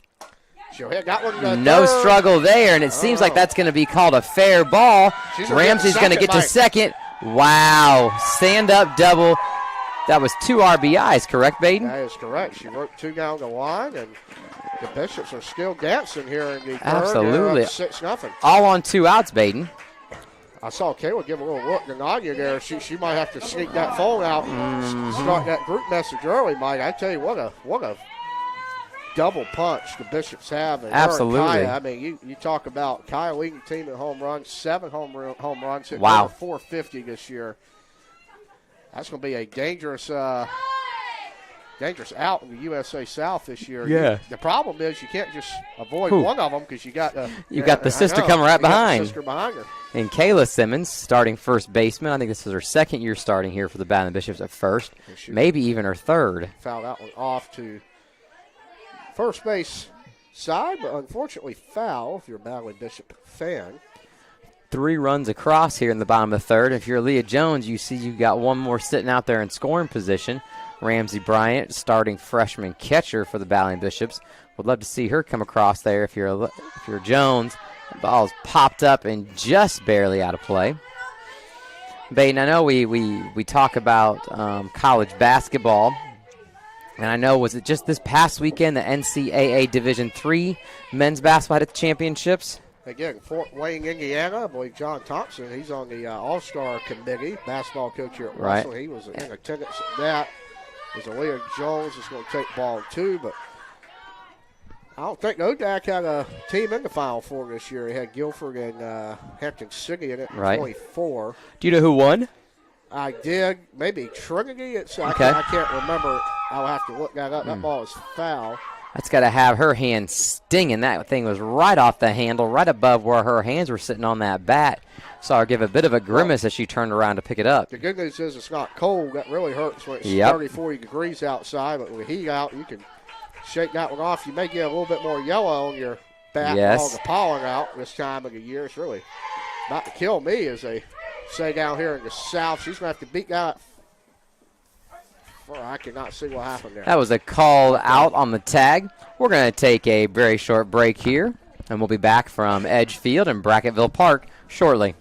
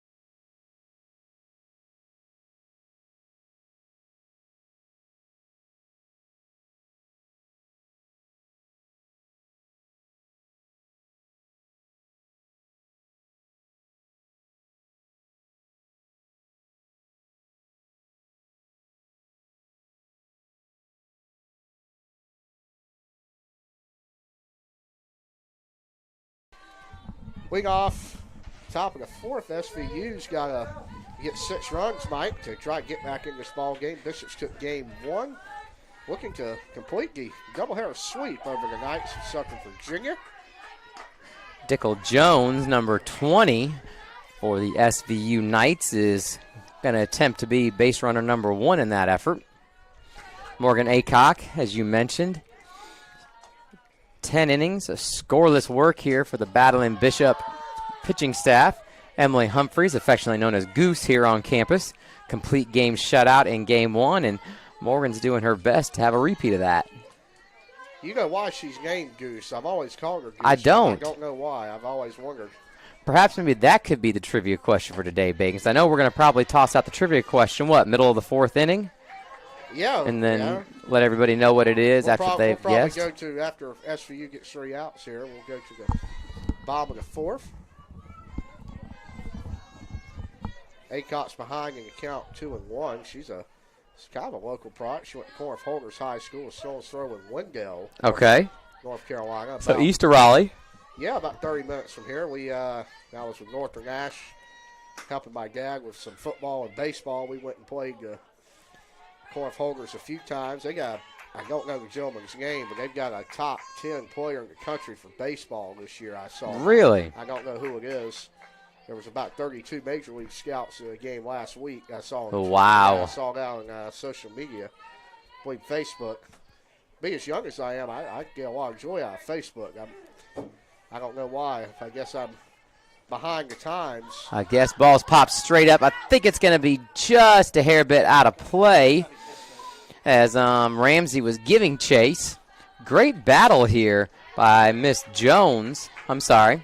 Yes, Miss Jones, number 20 for the Southern Virginia Knights. As you mentioned, right fielder Reagan Holloman's father, Coach Holloman, athletic director over at Lewisburg College. I believe, if I'm not mistaken, he gave our athletic director, Aaron Denton, his very first head coaching opportunity. Oh, so, good. Yeah. Aaron had been an assistant coach at multiple different places, Miami-Dade, worked with Fran McCaffrey out at UNCG, and then became the head men's basketball coach as that ball is popped up. Really nice job by Skylar Walker coming out of shallow center field.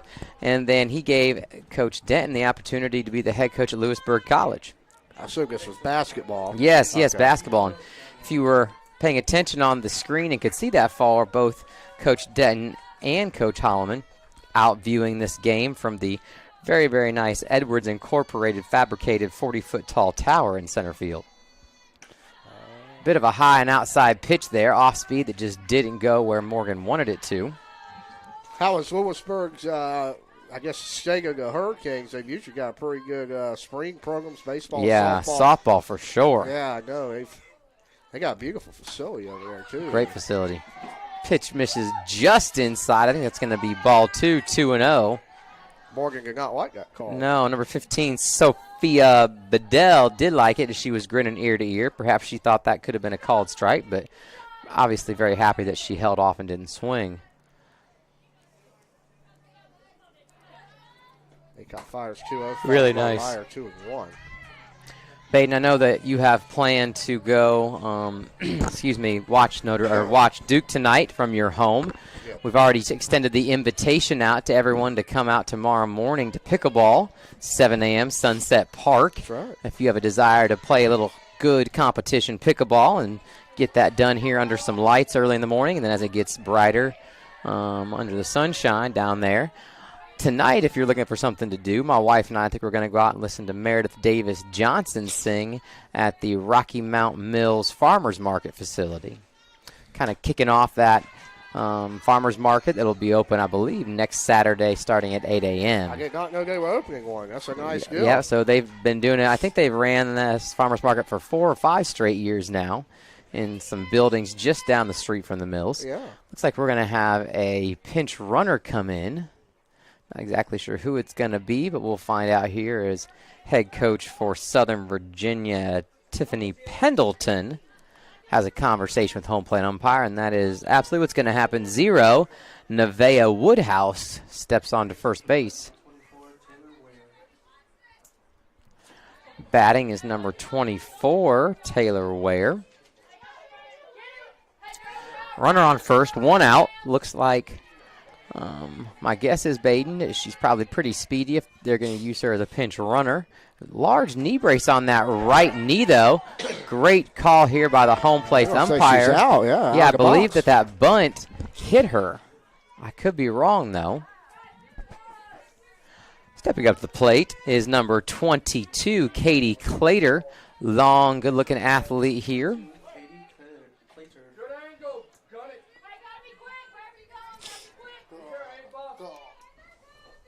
Two outs. Runner on first here. Morgan Aycock with a slow pitch.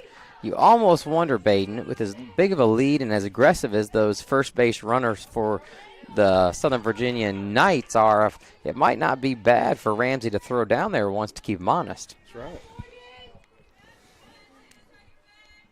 Morgan's still looking sharp up there. Oh, yeah, I think we got her now, and She's she looking hesitated way too long, did Ramsey. She had her on the one pump fake. I think if she would have passed, if she would have thrown the ball down to Kayla immediately after the pump fake, that probably could have been a great rundown situation and potentially out number 3 of this inning. As it stands, though, batter's box, 2-0 count, runner on first.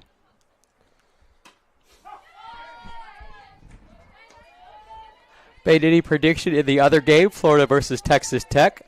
Florida's hard to beat, but they have struggled against UConn. Yes. They are really a hot pick by the experts. The way it's looking now, maybe a Duke Florida national title game, but Alabama. That ball is driven into deep left field. That's going to score at least 1, and a stand-up double for Katie Clater. I'm sorry. Yes, that's going to score 1. I apologize, Baden. Thank you. That'll bring up to plate number 21, Morgan Rich.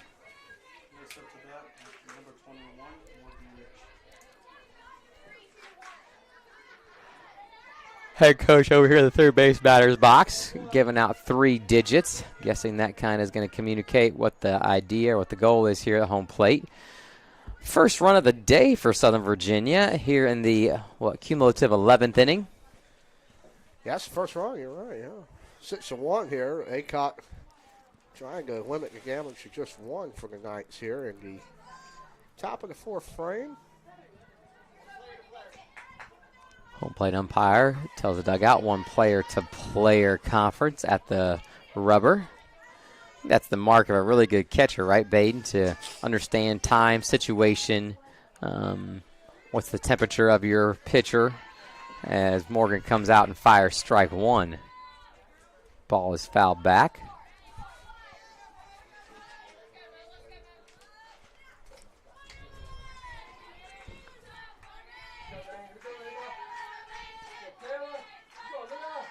Coach Brackett shouting words of encouragement for the dugout as that ball is caught on a outstretched mitt. Ava Lowry at shortstop right after Coach Brackett said, "Come, Ava, let's go." We're going to take a short break and be back momentarily.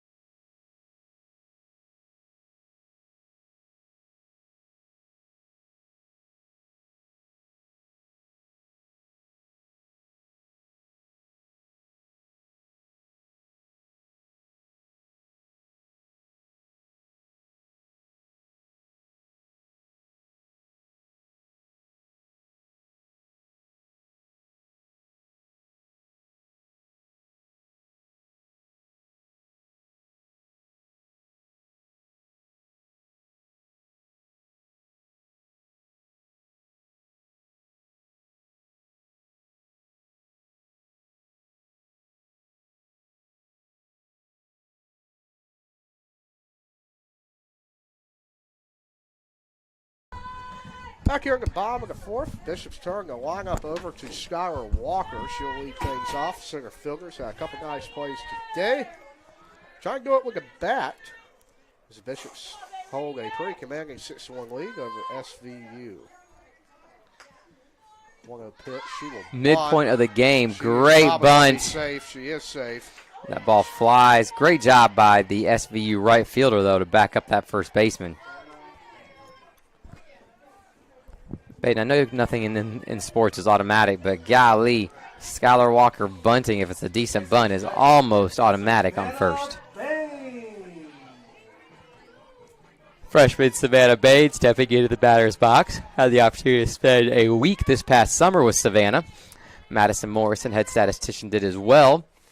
She was part of the NC Wesleyan Shelton Leadership Challenge. Madison was able to be involved as a mentor and a coach, assisting with a group of 10 high school students learning about values-based leadership and what it takes to be a valuable, effective leader. Also want to give a shout out to Nadia Simmons, older sister of the Simmons twins on the softball program. As year one, she was a coach, mentor, leader, is what Madison was.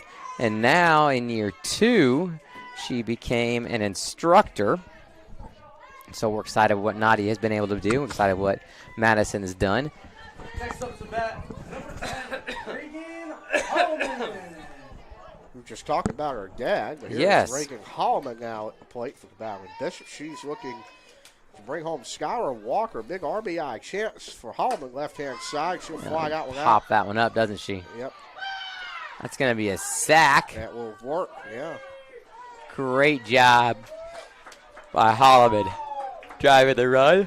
Add a little extra cushion for a 7-1 lead for your battling Bishops.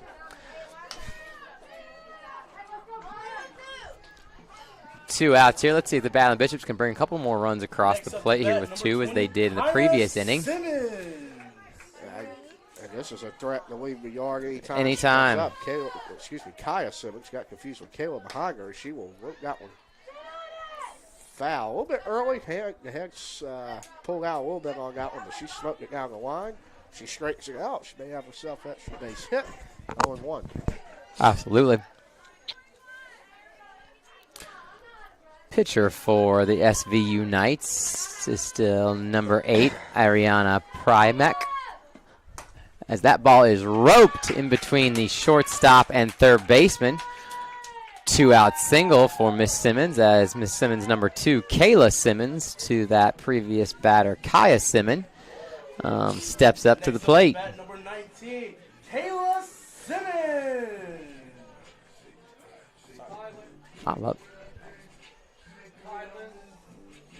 May have a pinch runner for Kaya at first base. Absolutely. I had a headset on, but I could not hear the name that JB just called out. I believe that's going to be number 24. That is Kylan Dean. She is a freshman out of Franklinton, North Carolina, South Granville High. 2 outs here. Perhaps a steal opportunity, or maybe a 2-run shot from Kayla Simmons. 2 outs. Kayla will chop that one to third. Nice play to come in front of that. Good scoop over at first. Bishops will get that run back here in the fourth. We'll go to the fifth. Western League 7-1 over SVU.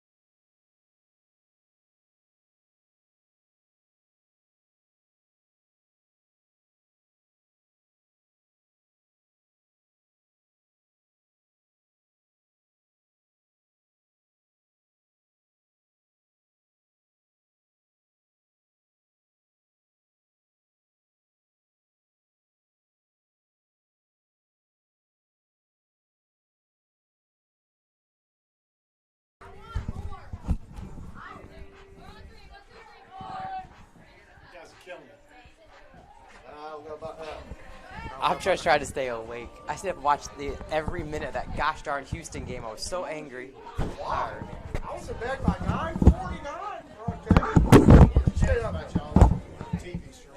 That's not good. Yeah, it's all good. Oh, it's all good. Yeah. I was wondering who was doing it. I couldn't imagine it was y'all two. I said, what are you doing?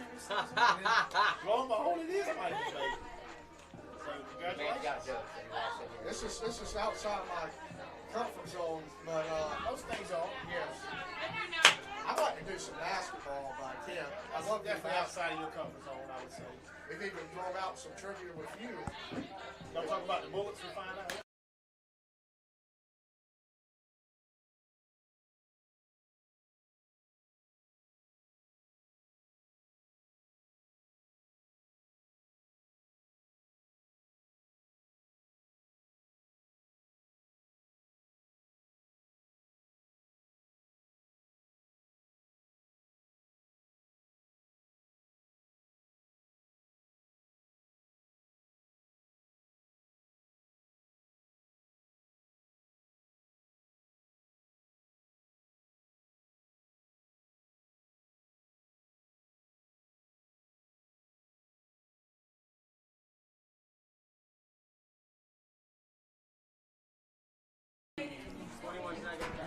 Back on here, Baden's going to take a step over here and help us with our head statistician. We have a new pitcher on the mound for the SVU Knights. That is number 2, Abby Southern.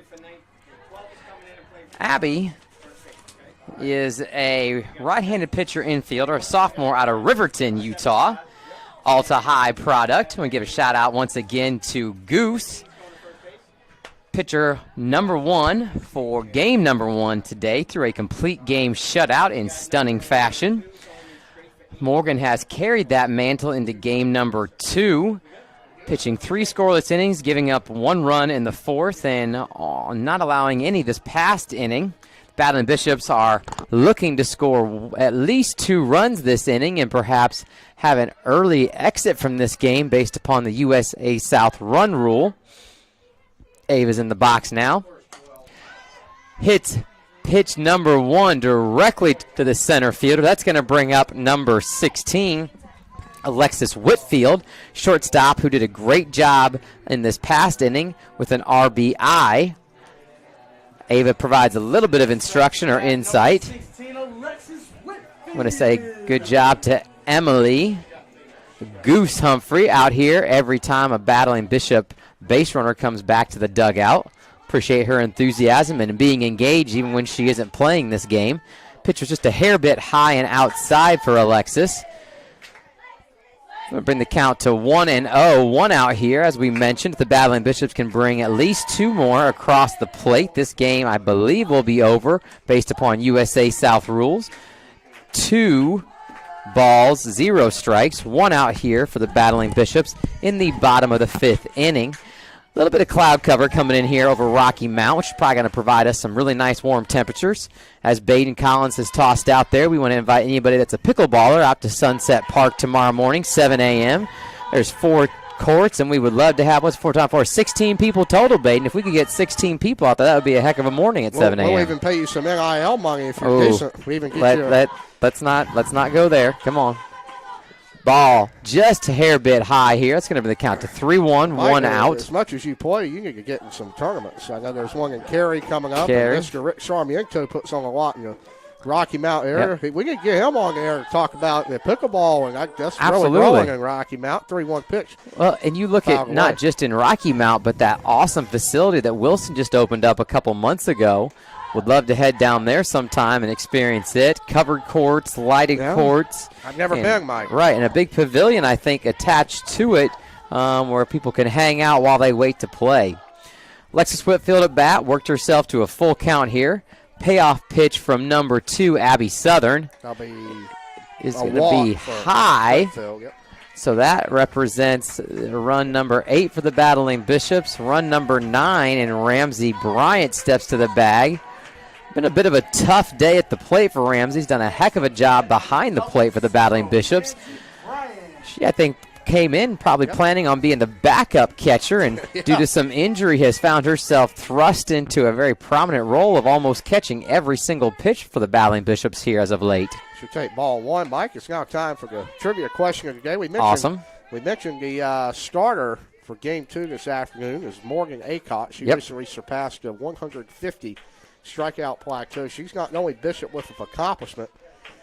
There's a teammate of hers, Mike, who has 180 strikeouts on the year. That ball is going to be through. Bishops will have runners on first and second. What Bishop recently surpassed 180 career strikeouts? If you know that one, you can hit us up on Facebook, NC Western Athletics, Twitter, or I guess X now. I still call it X now, yes. I know, at Bishop Sports. Again, on Instagram at NCWU Sports. If anybody knows the answer, we're going to give you some season passes for next year. And sure, the young lady who surpassed that milestone, she may know it, Mike, but unfortunately, as we mentioned, she is playing at the moment. But who recently surpassed 180 strikeouts? We got a prize coming your way. And we have a change for John Brackett. I believe that's Katie Whitehurst. Yes. Strong at first base. Aaliyah Jones will step in the box, Mike. And, you know, you look at the etiquette of baseball, softball. Now, it's a 7-1 game, but if the Bishops bunt here, you could potentially end this game with 2 runs. I'm not sure what John Brackett would. I know that's a touchy subject in baseball and softball with bunting when you have a lead, but when you're close to the run rule, saving some pitching may be worth doing. But absolutely, as Jones took ball 1, not sure it'll be on here from Coach Brackett. Well, and I also was told that the Battling Bishops have a huge week coming up. One midweek doubleheader, a doubleheader away on Saturday, and then they're right back here at Edge Field a week from tomorrow. That's odd to play a conference series on Sunday, obviously, with the way this season's been going, Mike. You look at the amount of games they're playing in a short period of time. When you go to Myrtle Beach and you go to those Raleigh tournaments, you're playing, 2 to 3 games a day over a 3-game stretch. So this Bishop squad is really used to that. But again, that's why John Brackett schedules these games early in the year, Mike, to get them ready for the conference. And like we talked about earlier on the broadcast, you look at SVU and Westland this year. Both have played a ton of OGAT foes, top 25 teams. I know Westland even took down Randolph-Macon, I believe, in a tournament. So both these teams very well experienced for the rest of the USA South play this spring. Absolutely. Runners on first and second. 3-1 count to Jones. Yes. Let's see what happens here on this pitch. She will fire to first. Wow. That'll be a double play as the ball is fired to first. Westland will strand 2 on, and we will head to the top of the 6th. You would assume Morgan Aycott's going to toe the circle one more time. We'll be right back on YouTube.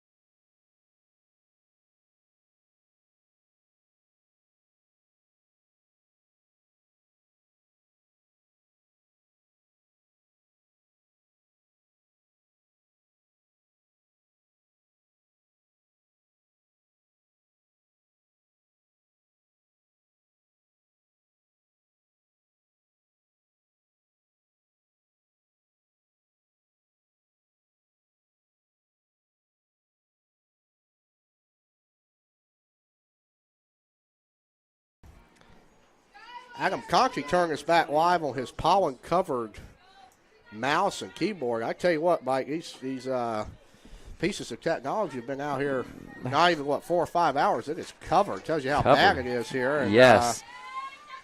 Made a comment to Aja Jones, future graduate assistant at NC Western Athletics, about the officials from the NCWU Southern Virginia lacrosse match today. All black, generally shorts, black socks, black shoes with that striped top.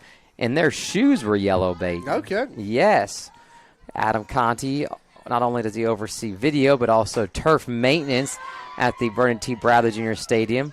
And he was out there caring for it this week, and as he was running that big billy goat blower over, he said it was just clouds of that pollen being blown everywhere. Turf engineer, that's a pretty good turf title. engineer. That's a good, yeah, you go. He's a broadcast engineer, turf engineer. He's a Yankees engineer, apparently. He just told us that New York homered on the first 3 pitches of the game today. Wow. Number 20 in the batter's box swings at pitch number 3 of the at-bat and fouls off another one. Jones trying to stay alive here as the SVU Knights are down to their last 6 outs. Ramsey's laughing over here. Not sure what she and Coach Braswell are laughing about, but provides the information to the pitcher. They actually set, Mike, sorry to interrupt you. No, please. New York actually set a franchise record of 9 home runs in a single game. Wow. So that was yesterday? That is right now. That game's still going on. 9 home runs today. They homered on the first 3 pitches. They lead Milwaukee 20-9 on 16 hits. Oh, my. If I believe I just saw that phone right, they made 5 errors in that game. Oh. Still winning. Wow. How about Wildly. That? Another foul ball here for Jones. She hustles down the first baseline, but that ball is backing out of play. Talking about baseball, might continue on that trend. Duke and NC State, I'm sure you didn't know this, played a late one on ACC Network last night. Really? The Blue Devils keep it rolling. They beat State in game 1.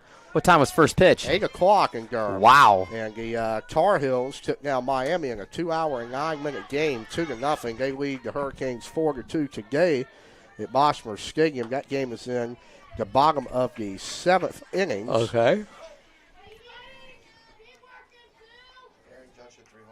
And Aaron Judge, I was just told, hit 3 home runs. He's going to break his own record if he continues on that trend to get to 63.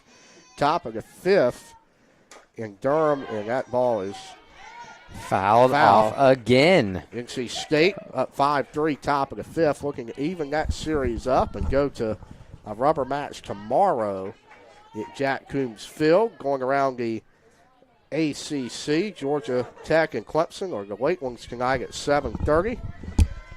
Virginia looking to go for the sweep over Stanford. They're tied 8-8 in the bottom of the ninth. They killed the ball Thursday night on television. That ball is up for 3-2. Mike, we have some live women's college basketball action. I believe, if I'm not mistaken, I'm going to have to look this score up. Isn't Texas and Tennessee playing right now? Texas and Tennessee, I believe Texas ladies is a 1 seed and Tennessee is a 4. Texas is up 34-30 at the half in that game. They took down, there you go. The men took down Kentucky 78-65 yesterday. They'll play Houston tomorrow at 2:20 in the Elite 8. Mike, if the Blue Devils are in it, you may have to. So North Carolina, I guess you called yourself a transplant. Yes, a transplant. You may have to book your flight to San Antonio. Beautiful city. Absolutely love San Antonio. Was able to coach a couple basketball games there when I coached men's basketball up in Ohio. Beautiful city. The Riverwalk is clean, well maintained. Up to bat now is number 15 for Southern Virginia, Sophia Bedell. Really frustrating at bat previously if you're a Battle and Bishop fan. 10 pitches, and ultimately Morgan walked number 20, Jones, but golly, what a battle that was by Jones at the plate. I think she fouled off 4, maybe 5 pitches on her way to a leadoff walk. That's right. 0-2 pitch here, showing bunt, but you would think this is kind of just a ploy. Yeah, you would assume she will pull it back and attempt to slash, unsuccessful. Mike, I'm not sure of the occasion, but we got to give a shout-out to head women's soccer coach Beverly Bianca. She was cooking up some good hamburgers. Absolutely. And cheeseburgers this afternoon. They had a very successful blood drive this week, I was told. About, 45 participants in that? Yes, 45. The most that is ever given on one day here at NC Wesleyan University. As that ball is going to drop in for Skylar Walker right in front of her. And that's going to be 2 base runners on with no outs here for Southern Virginia as number 24, Taylor Ware, steps into the batter's box. I wonder if there might be a little bit of a conversation here with starting pitcher Aycock. I don't know exactly what she's doing, but she seems to be communicating to her outfield. I know you were able, Mike, to participate in that blood drive yesterday. I was. Unfortunately, my doctor's orders, I am not allowed to donate blood, but a very big supporter of the cause, and I'm really glad everybody came out. I tell you what, being around the hospitals most of my life and in the hospitals, and that's a really helpful thing, and there's always a shortage of blood, you would say. Yes. Unfortunately, a lot of people go through some tough times, so we appreciate you and everybody else giving blood. Oh, yesterday. absolutely. And to be quite honest, it was a bit of a self-serving thing, Baden. Coach Bianca promised me, and the women's soccer program promised me an abundance of snacks if I came over there and donated blood, and they did not disappoint. I'm not sure exactly how many snacks I had. She even delivered me a grape juice while I was giving blood at the table, Baden. And so, I mean, you might have to sign up no matter what your doctor says if you're going to get that kind of a treatment. Aycock there with ball 2, a bit low and maybe a hair bit outside. She might be just a hair bit fatigued here. 2-1 count, 2 runners on, no outs here in the top of the 6th inning. Well, I guess whoever gets that blood is going to be a big fan of juice, Mike. I guess. Really nice job of tracking out and over her right shoulder. They'll bluff the tag. She's still a pretty good ways off the first baseman. I just don't understand why there are times when that ball's not thrown to first base, and you would think there would be a decent chance to get that leadoff runner, or the runner leading off. No, you're right. A little bit of a replay of what we just had the batter before. Now just 1 out. Up to bat is number 22, Katie Clater. Clater had a big hit in the previous inning as both runners, golly, get huge leads.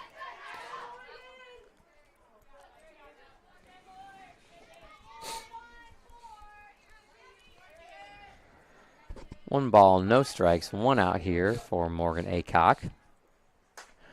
Nice pitch right down Grand Central Station. Clater fouled it off. I haven't heard that one before. Yeah, it seemed like it was right down the heart of the plate, and Clater just couldn't quite get her bat around on it, but was able to foul it off. Have you ever been to Grand Central Station? In New York City? Yes. I have one time. As well, yeah. Was never able to travel an exorbitant amount growing up, but moving to North Carolina, my wife and I had the opportunity back in 2019 before the craziness of COVID to follow our men's basketball team up the East Coast. And so they traveled to New York for 2 games, and we ultimately ended up there, but we were able to stop into D.C., Philadelphia, 2 cities that I had never visited, and ultimately end up in New York City, another city that I had never visited. So it was an awesome trip for me, but Grand Central Station was one of the key points that I will not soon forget. I remember when we went up there, and I believe it was August of 23 to watch the Yankees and the Mets. And the friend group I was with, and we got off the train, Mike, and we all kind of wanted to tour Madison Square Garden. And we were figuring, I said, well, we're going to have to walk. I was exaggerating, 50 miles to get there. I walked out and daggone, it's right in front of you. I said, this is quite good service. That was a beautiful place to go. And yes, that's somewhere I would like to go back. I've told you and many a bucket list of mine to see Duke play in Madison Square Garden, an actual basketball game. Right. What about the New York Knicks or some other game or other team, or is it just Duke there? Yeah, I'd have to see. I'm not a big Knicks fan. Well, I'm not really a big NBA fan. I'm not a big fan of how they play defense, the style of play. I've really enjoyed watching the college game this year. And like I mentioned, really the women's tournament, all of the local teams still win it. And that, to me, that's what makes it fun. And when you grow up in eastern North Carolina, opposed to even Charlotte, which is a big city in North Carolina, you really – that's a double play by Savannah Bain at third base. Fielded it, stepped in the bag, and made the nice throw to second to Alexis Whitfield. We will pick that conversation up in the bottom of the 6th, Bishops League 7-1. Pretty close, right? It was, yeah. A bit upsetting. So it's just Duke in it for both sides. Yep.